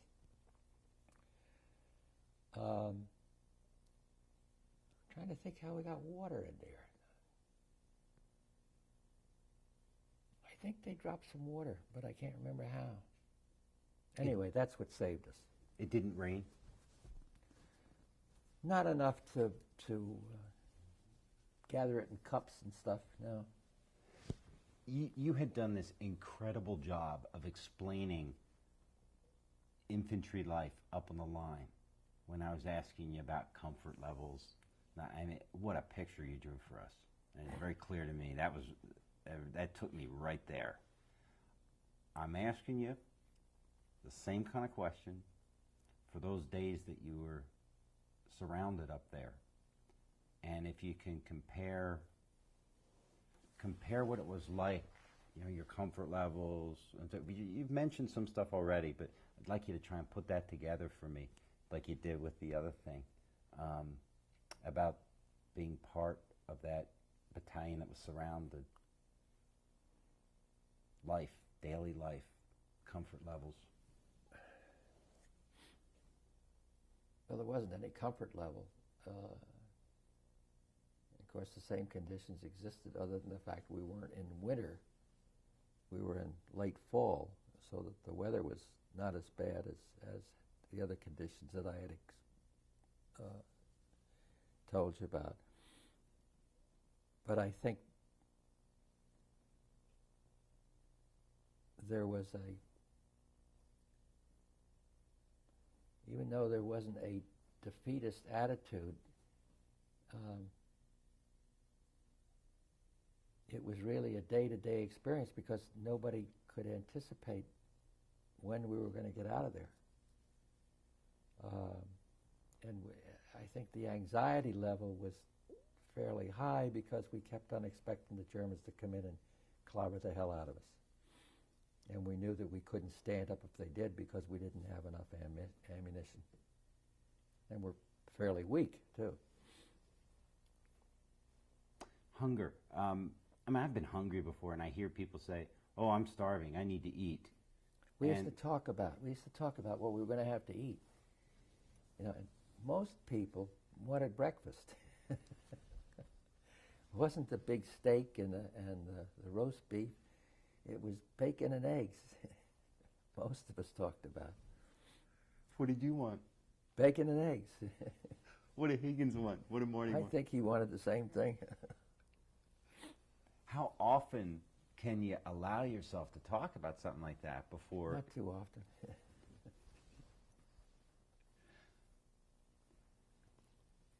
And there was a lot of, there was a lot of time for reflection up there and wondering because we were not that active. We couldn't be active personally because we had to stay near our foxholes. And once in a while we sent some patrols out to see if we could find out where the Germans were going with their food.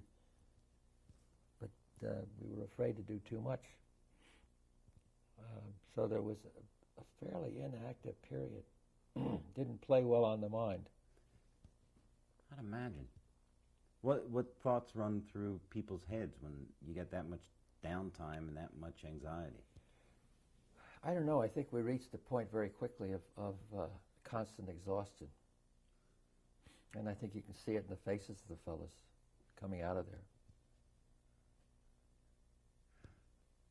Your radio guy, the artillery Blonder. You say he kept that radio going for 7 days. God bless his soul. 2-3 times a day he's talking to the outside.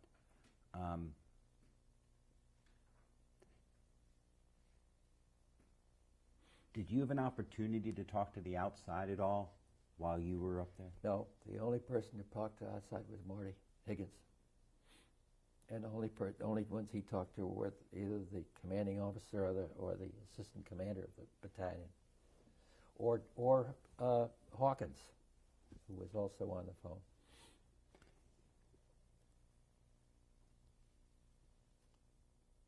When did you find out that the 100th 442 had been sent up to come after you guys? Really, if we heard it was late afternoon of the day before, the 6th day. What did you know about the 100th 442 at that time? We knew they were there. We knew they were attached to the division. We knew they were Japanese Americans. We hadn't had any contact with them whatsoever. And as I said, when they came up, we didn't have any contact with them either because it was hi, nice to see you. You need a cigarette? Want a cigarette? That was the first question they asked us. Wouldn't do that today. Have a cigarette. Because we were immediately taken out and they took our positions. So the only person I talked to was Colonel Purcell, who was the commanding officer of the 3rd Battalion, I think it was, that came and rescued us. It's in the record here. I'm pretty sure it was the 3rd Battalion of the 442nd. What was your impression of Purcell? Oh, I was quite impressed with him, especially since he got there. But he was an older man, as was Colonel Owens, who was our commanding officer, the regimental commander. So I was quite interested that he was his age and had been as active as he had getting that battalion up there. You find out the day before that before you rescued, that the 100th 442 are coming up. Any kind of misgivings that because these guys are Japanese Americans, they may not cut the mustard? Anything about their background or training that you heard that would make you second guess anything? No, all we'd ever heard about was good things of the outfit. And even if he'd heard bad things of that outfit or any other outfit that came up to get us, we'd have been glad to see him. I'd like for you to paint the picture for me in words when you first saw, I realize it was fleeting, very fleeting, but when you first saw a Japanese American soldier in that, coming to get you out of that predicament, your first visual. Big smile on both our faces. Shook hands. That's about it, How tall was he? God, they looked tall to me. I don't know how tall they were. I really didn't notice that they were smaller. So it's a quick change of position. They come in, take your positions as you're leaving. You're walking amongst them away from this position that you had held. Besides, have a cigarette or, hey, nice to see you, what other greetings or words were exchanged? Can't remember. And I said most of my contract was Colonel Purcell, anyway. And I think because Marty and I had to talk to him and tell him what the situation was, we didn't get much contact with the men. What was Purcell's reaction to you two guys? I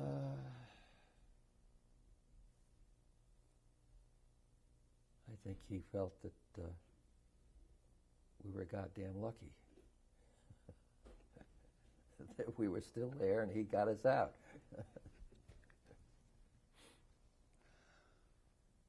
Besides exchanging... And I felt the same way.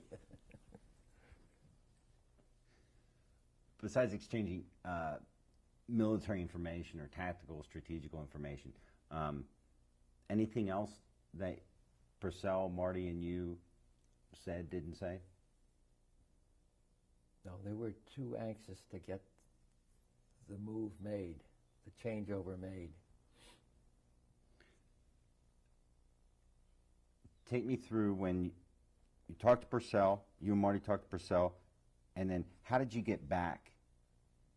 How did you get away from that position back to the military? Well, they built this road in part ways. We walked out part ways, and as I remember, we were met by ammunition carriers or something where we were given rides out the majority after we got on that road that they built, which I showed you a picture of. Yeah. Where were you taken immediately after that? Bifontaine, one of those. Hospital? No. We went into a town.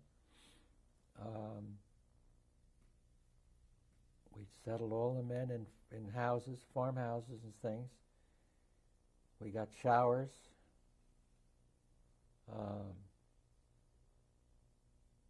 We spent 3 days there and back on the line. Right back on the line. It's in the reports here. Went back into combat.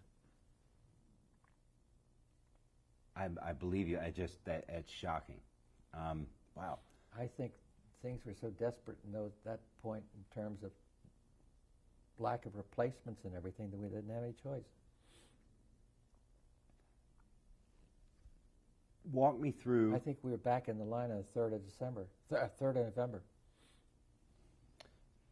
Before we get you back on the line, walk me through taking a shower, getting something to eat. Did you actually get a bed? I can't remember. I think I did. Yeah, I think I did.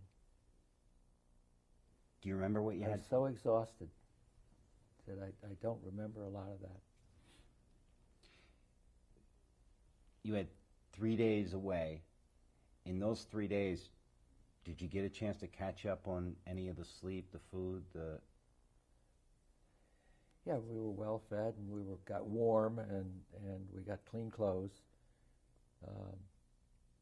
And most of it we're just exhausted, just didn't do much of anything. How many guys had you lost up there? I think we buried 5 or 6 up there. Yeah, no more than that. We'd gotten permission to do it, and Marty did the ceremony for them, and we kept their name, got their names and everything, and dog tags, and sent them back. And that first day, you had lost 55 guys in that patrol. Yeah. That's about 60 guys you lost. So your strength was... We started out with 270 men, and we ended up with 210 or something. Yes, yeah. When did you get a chance to actually move off the front lines and get a decent rest, a couple weeks rest after all this? I realized, 3 days away. When I got wounded in December. Was that intentional? Was it November? I got wounded at Rickweir. I'll have to look at the dates. Yeah. Get wounded. And then back to hospital, obviously. Yeah. Got some rest.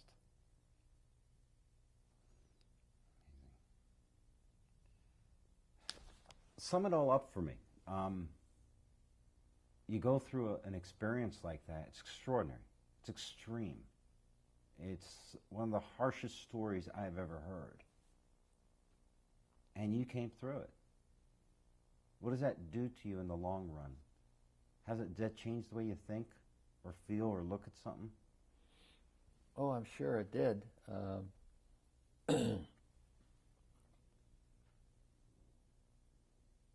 Yeah, I'm sure it took a lot of surprises out of my life. Things that might have surprised me otherwise didn't surprise me after all that experience.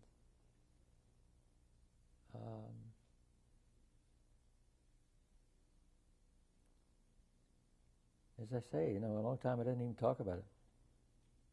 Wasn't bitter about it, but had nobody to relate to talk to about it. Because people wouldn't understand what you were talking about.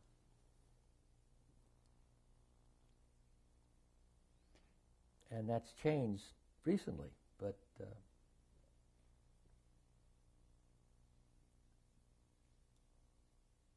I don't know that I guess I feel better for opening up about it.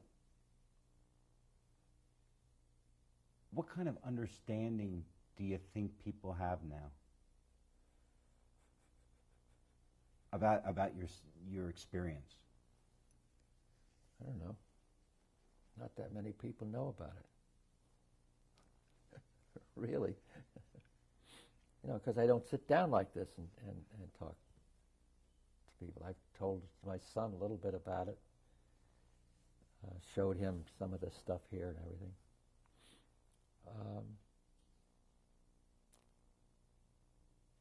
And I think a lot of people, unless they really get into it and delve into it like you're doing, really don't understand. Hard for them to visualize.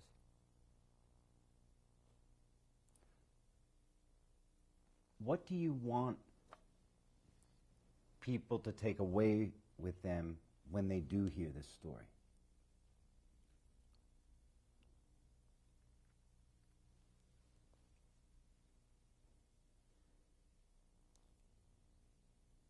I think, if anything, it would be the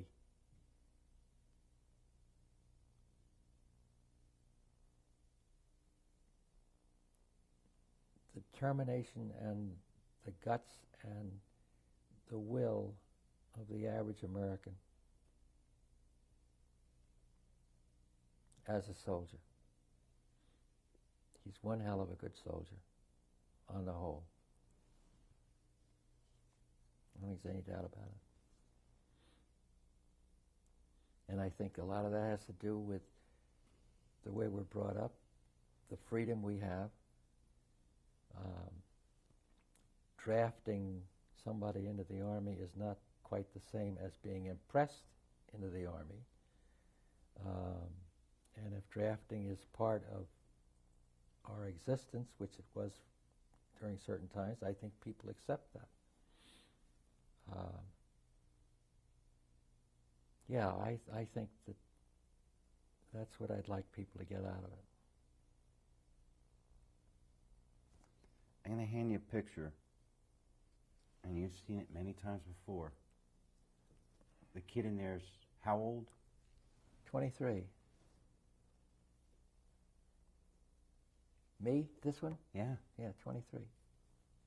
You're sitting in that chair, and how old are you now? 82. 60 years ago. Tell me about this kid. Is he okay? Is he a good kid? On the whole, Yeah, I think so. I think so.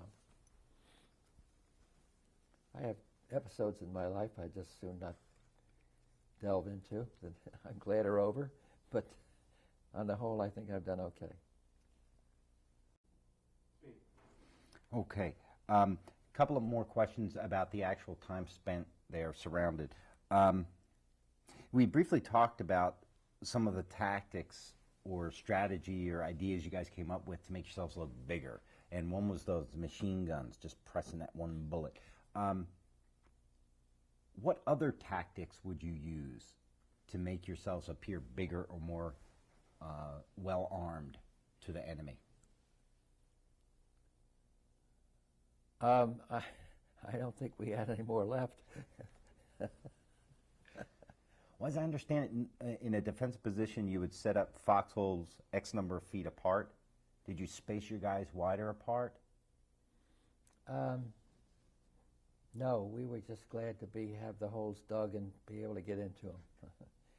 And we never changed the perimeter from the time we were up there. Now, when you had your meeting amongst the officers to try and figure out what to do, how to combat your situation, some of these ideas about how to survive, who came up with a lot of those? Who generated a lot of practical ideas to keep you guys going?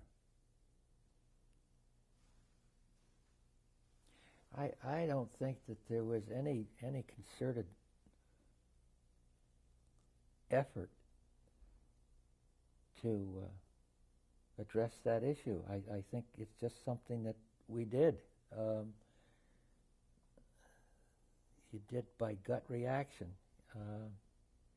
There was no previous experience to guide you. So you just had to go with what you had, and there wasn't any great strategic enlightening that took place while we were up there. It was just a matter of, you're going to survive, period. You had said from rations that guys had prior to being surrounded, guy may have a cracker here, a cracker there, whatever. At any point, had you gathered food or ammo? There wasn't enough. No, because we just had a ration for the day to go up there. We didn't have a ration for the next day, so there wasn't much left to try and gather. And all we did was tell men, you just got to conserve water the best way you can and drink as little as you can. About the water, we'd heard that there was a well that was used by the Germans and the 141st, but German snipers were guarding it. Anything that you remember about that? Okay. Don't remember that. When we were talking about the 100th 442 before, and you'd said you'd heard good things, but at that point, even if you heard bad things, hey, just get us. I love that. Well, they had very good publicity about the 100th Battalion in Italy. And actually, we knew very little about the 442nd because I don't think at that point they had fought in Italy. And their first fighting in France was when they were attached to us.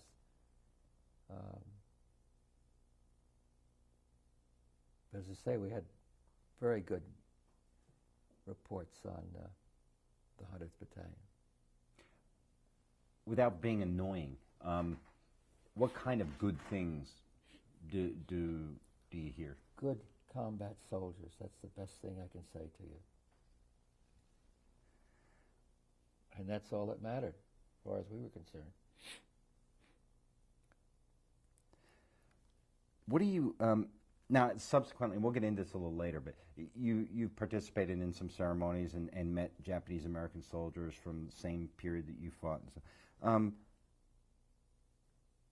How do you feel about the 442s or 442nd being very proud of their service, proud that they were able to break through and get you guys? Oh, I think it's great. I think it's great. Matter of fact, I didn't realize until just recently that they were pulled out of France at the behest of Mark Clark, the commander of the Fifth Army, and went back and fought in Italy. For some reason, I missed that. Okay, we're going to go back. While you were going through this extraordinary experience, on the home front, there was quite an uproar.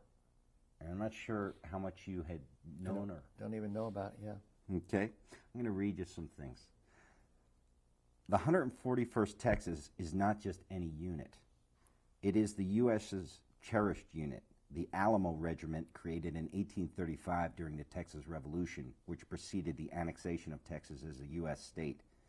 Everyone knows the history of Fort Alamo, where Colonel Davy Crockett, Jim Bowie, Colonel William Travis won their fame, and where the single-starred colors of the 141st Texas Regiment flew. Fast forward to 1944. In Washington, the government learns of the Lost Battalion situation. In Texas, whole villages have an ear glued to their radio sets day and night, anxiously waiting for reassuring news about their boys. President Franklin D. Roosevelt himself, then in full presidential campaign, is kept constantly informed as to the development of the situation. American public opinion cannot bear such an insult. The 141st could not decently become annihilated without everything having first been tried to get it out of trouble. The Senate was to put all of its weight in the balance so that a solution be quickly found. You guys know you were that important? Maybe 35% of the Alamo Regiment was Texas at that point. All the replacements came from all over, like me from New York. Did the Texas guys ever talk about this history? Never heard of it before. Now that you have heard of it. I mean, we have the thing is, I think it's, yeah, it says. That's okay. I've got just talk about it. My insignia says remember the Alamo. I think, yeah. That's all I ever knew about it, really. But it's kind of interesting looking back here 60 years later to see this life experience you went through the eyes of a nation, of a president. Okay. Yeah, I never realized, other than the fact that there's an awful lot of newspaper material over there on it, I didn't realize that we were such a big deal, you know. Deal isn't the right word. Closing up. All these years later, does it surprise you?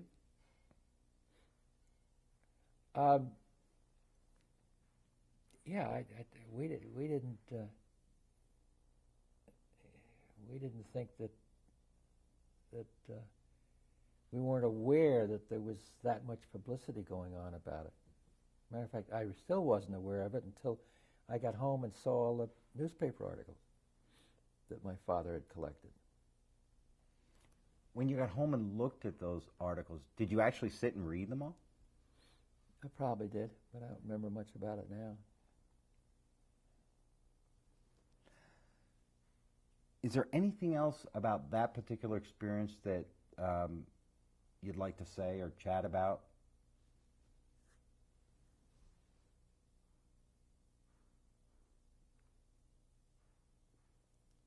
No.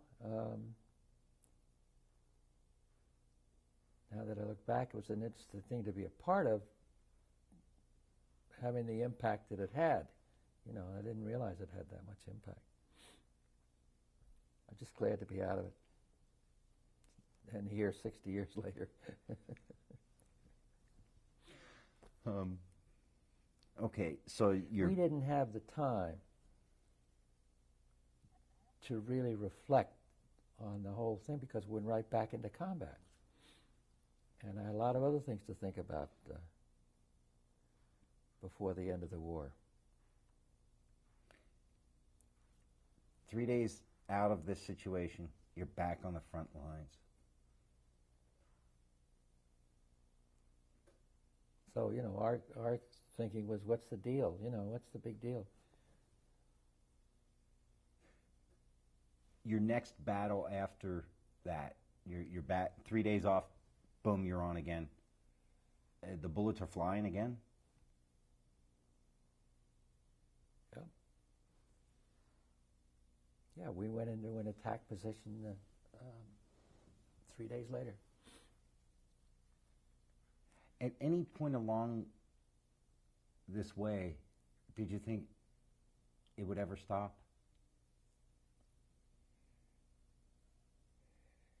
Yes, because we had, in effect, other than certain specific counter-offensive measures, we had the Germans on the run. So we knew it was going to stop.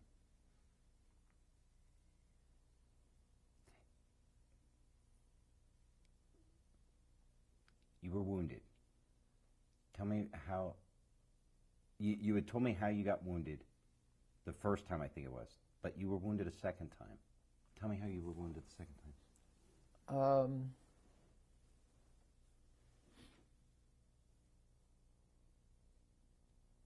We were up in this town of Hagenau that I told you about, where the premonition with the medic that was on the Rhine. We got the word we were going to shove off there. I think it was in March sometime. And we were going to go to the Siegfried Line. And of course we all didn't know anything about it, but we knew that it was supposed to be almost impregnable. And it ran practically the whole length of the German border. What disturbed me, and I think some of the other officers, was the fact that we were going to try and breach this thing in broad daylight. But I think the thinking was that it would be much more difficult and maybe more dangerous to try and breach it at night. So we made this advance, and there's a picture here someplace of it.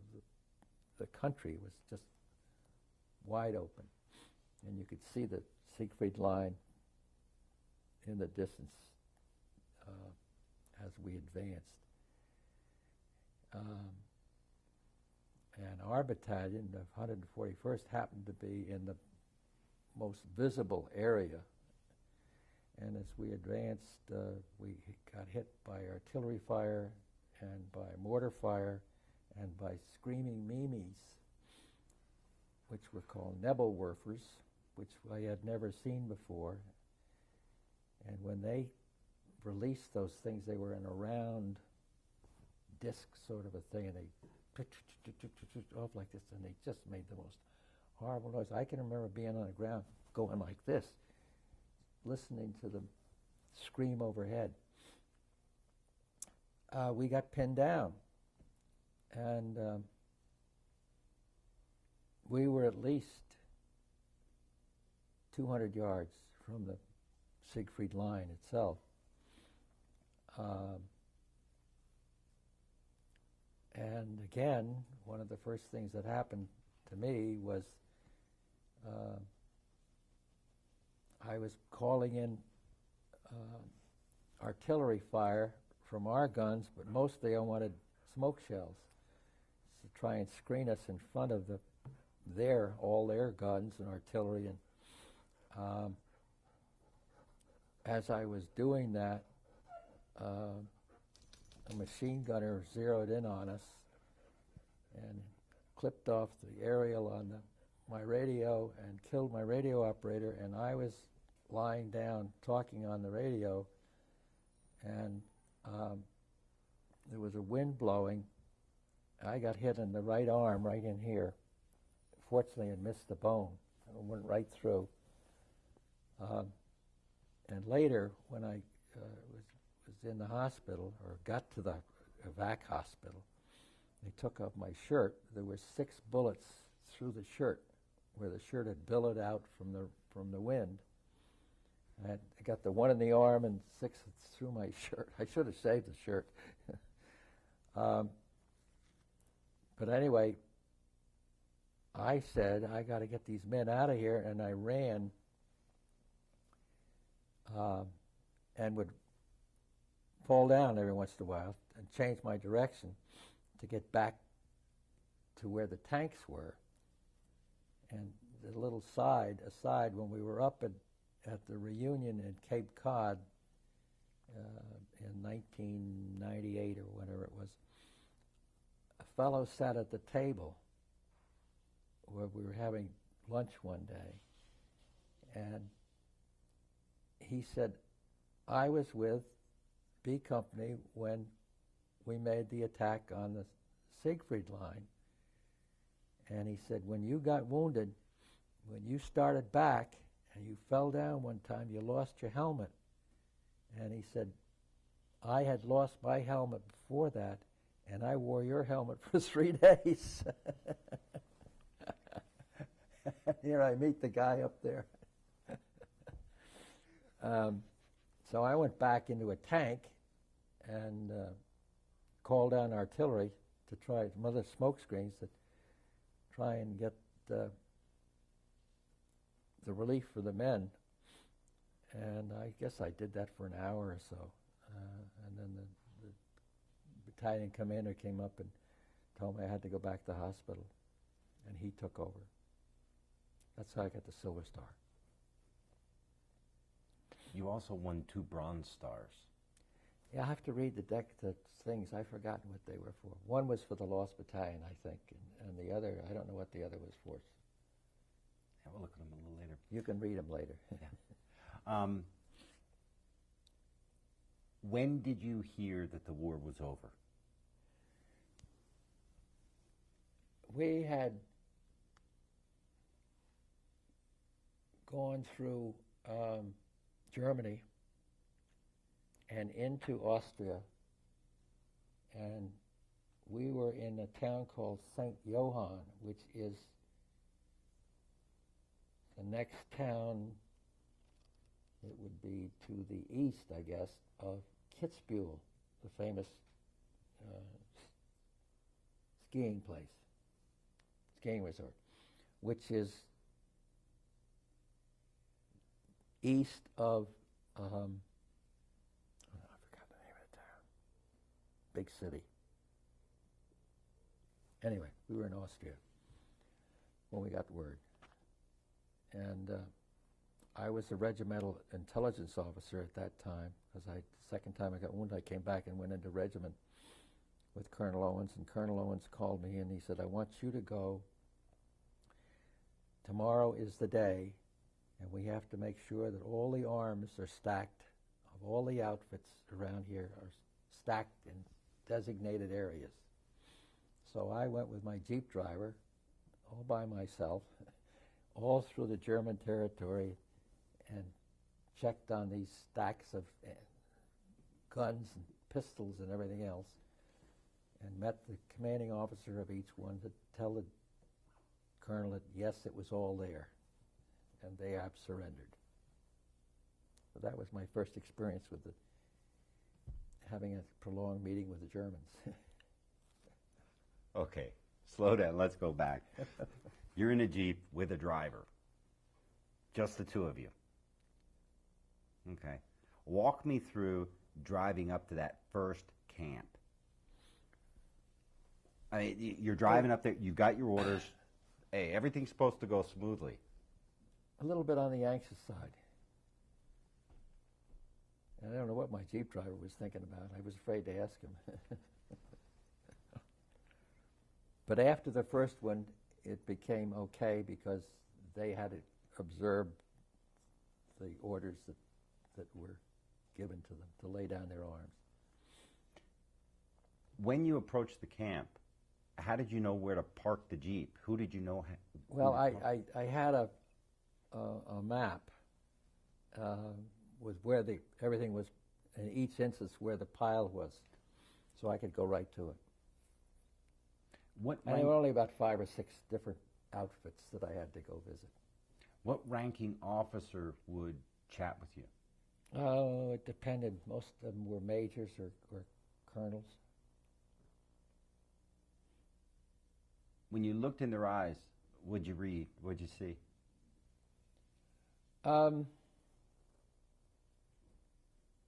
Depends. Some of them were defiant, or resentful, and some of them seemed relieved to have it over with. So you go do this strange kind of duty, and you get back, and the next day it's announced. What went through your head? Well, we were really just glad the whole thing was over, and had been looking forward to it for a week or so, knowing that it was imminent. The interesting thing, I think, was the fact that what really concerned us was that we were stopped, and I'm not sure of my mileage, but I think it was 100 or so miles east of Vienna. Not east, west, I'm sorry. West of Vienna. And Vienna had not been taken by the Russians. And we all thought, what the hell are we doing here? Why aren't we going on so that we can take Vienna? And for 3 days, refugee trains came in from Vienna, electrified lines. Electricity still running. These huge trains would come in with refugees out of Vienna trying to get into our lines. And we'd have to send them on because we were the front line. We had these little towns next to us. We have to send them down to the big city that I can't remember the name of now. It was kind of bizarre. But we were concerned that an agreement had been made that allowed that we were that distrustful of the Russians even then that they were allowed to come in and take Vienna, whereas we could have been up there. And I think it was the same with Berlin. We probably could have been in Berlin. Did you have the opportunity to meet any Russian soldiers? Yes, I met one that I took out of a prison camp and made my groom after I got some horses after the war. He was just an old farmer, nice guy. No, I'm sorry, he was German, wasn't Russian. No, I didn't meet any Russian soldiers. Sorry about that. But that was a great lead-in, because it got us right back to horses, which is where I wanted to go. Okay? Okay, so somehow you go through this amazing, horrible, I don't know what else you call it, war experience. War ends, and you got your hands on a horse pretty quickly. How'd you do that? Bill Hawkins and I, who I talked to today, decided right after the war that we wanted to ride, and my Critchfield and I got together, and we decided, because he had been in the horse cavalry with me, that we wanted to get some horses, and we knew there was a remount depot not far from where we were stationed, right in occupation. So we talked to the Colonel, and the Colonel said, yes, he's fine, we could ride up and down those lovely paths on the Rhine River.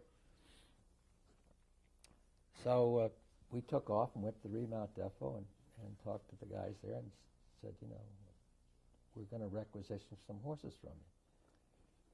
And we did. And rode them back 25, 30 miles from the remount depot back to our command post. And then we made one move after that and put the horses in the army trucks, trucked them up with us.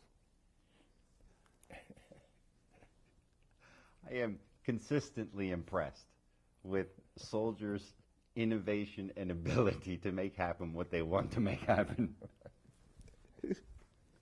Okay, how did you do the stables? How did you train people to groom? How did you make that all happen?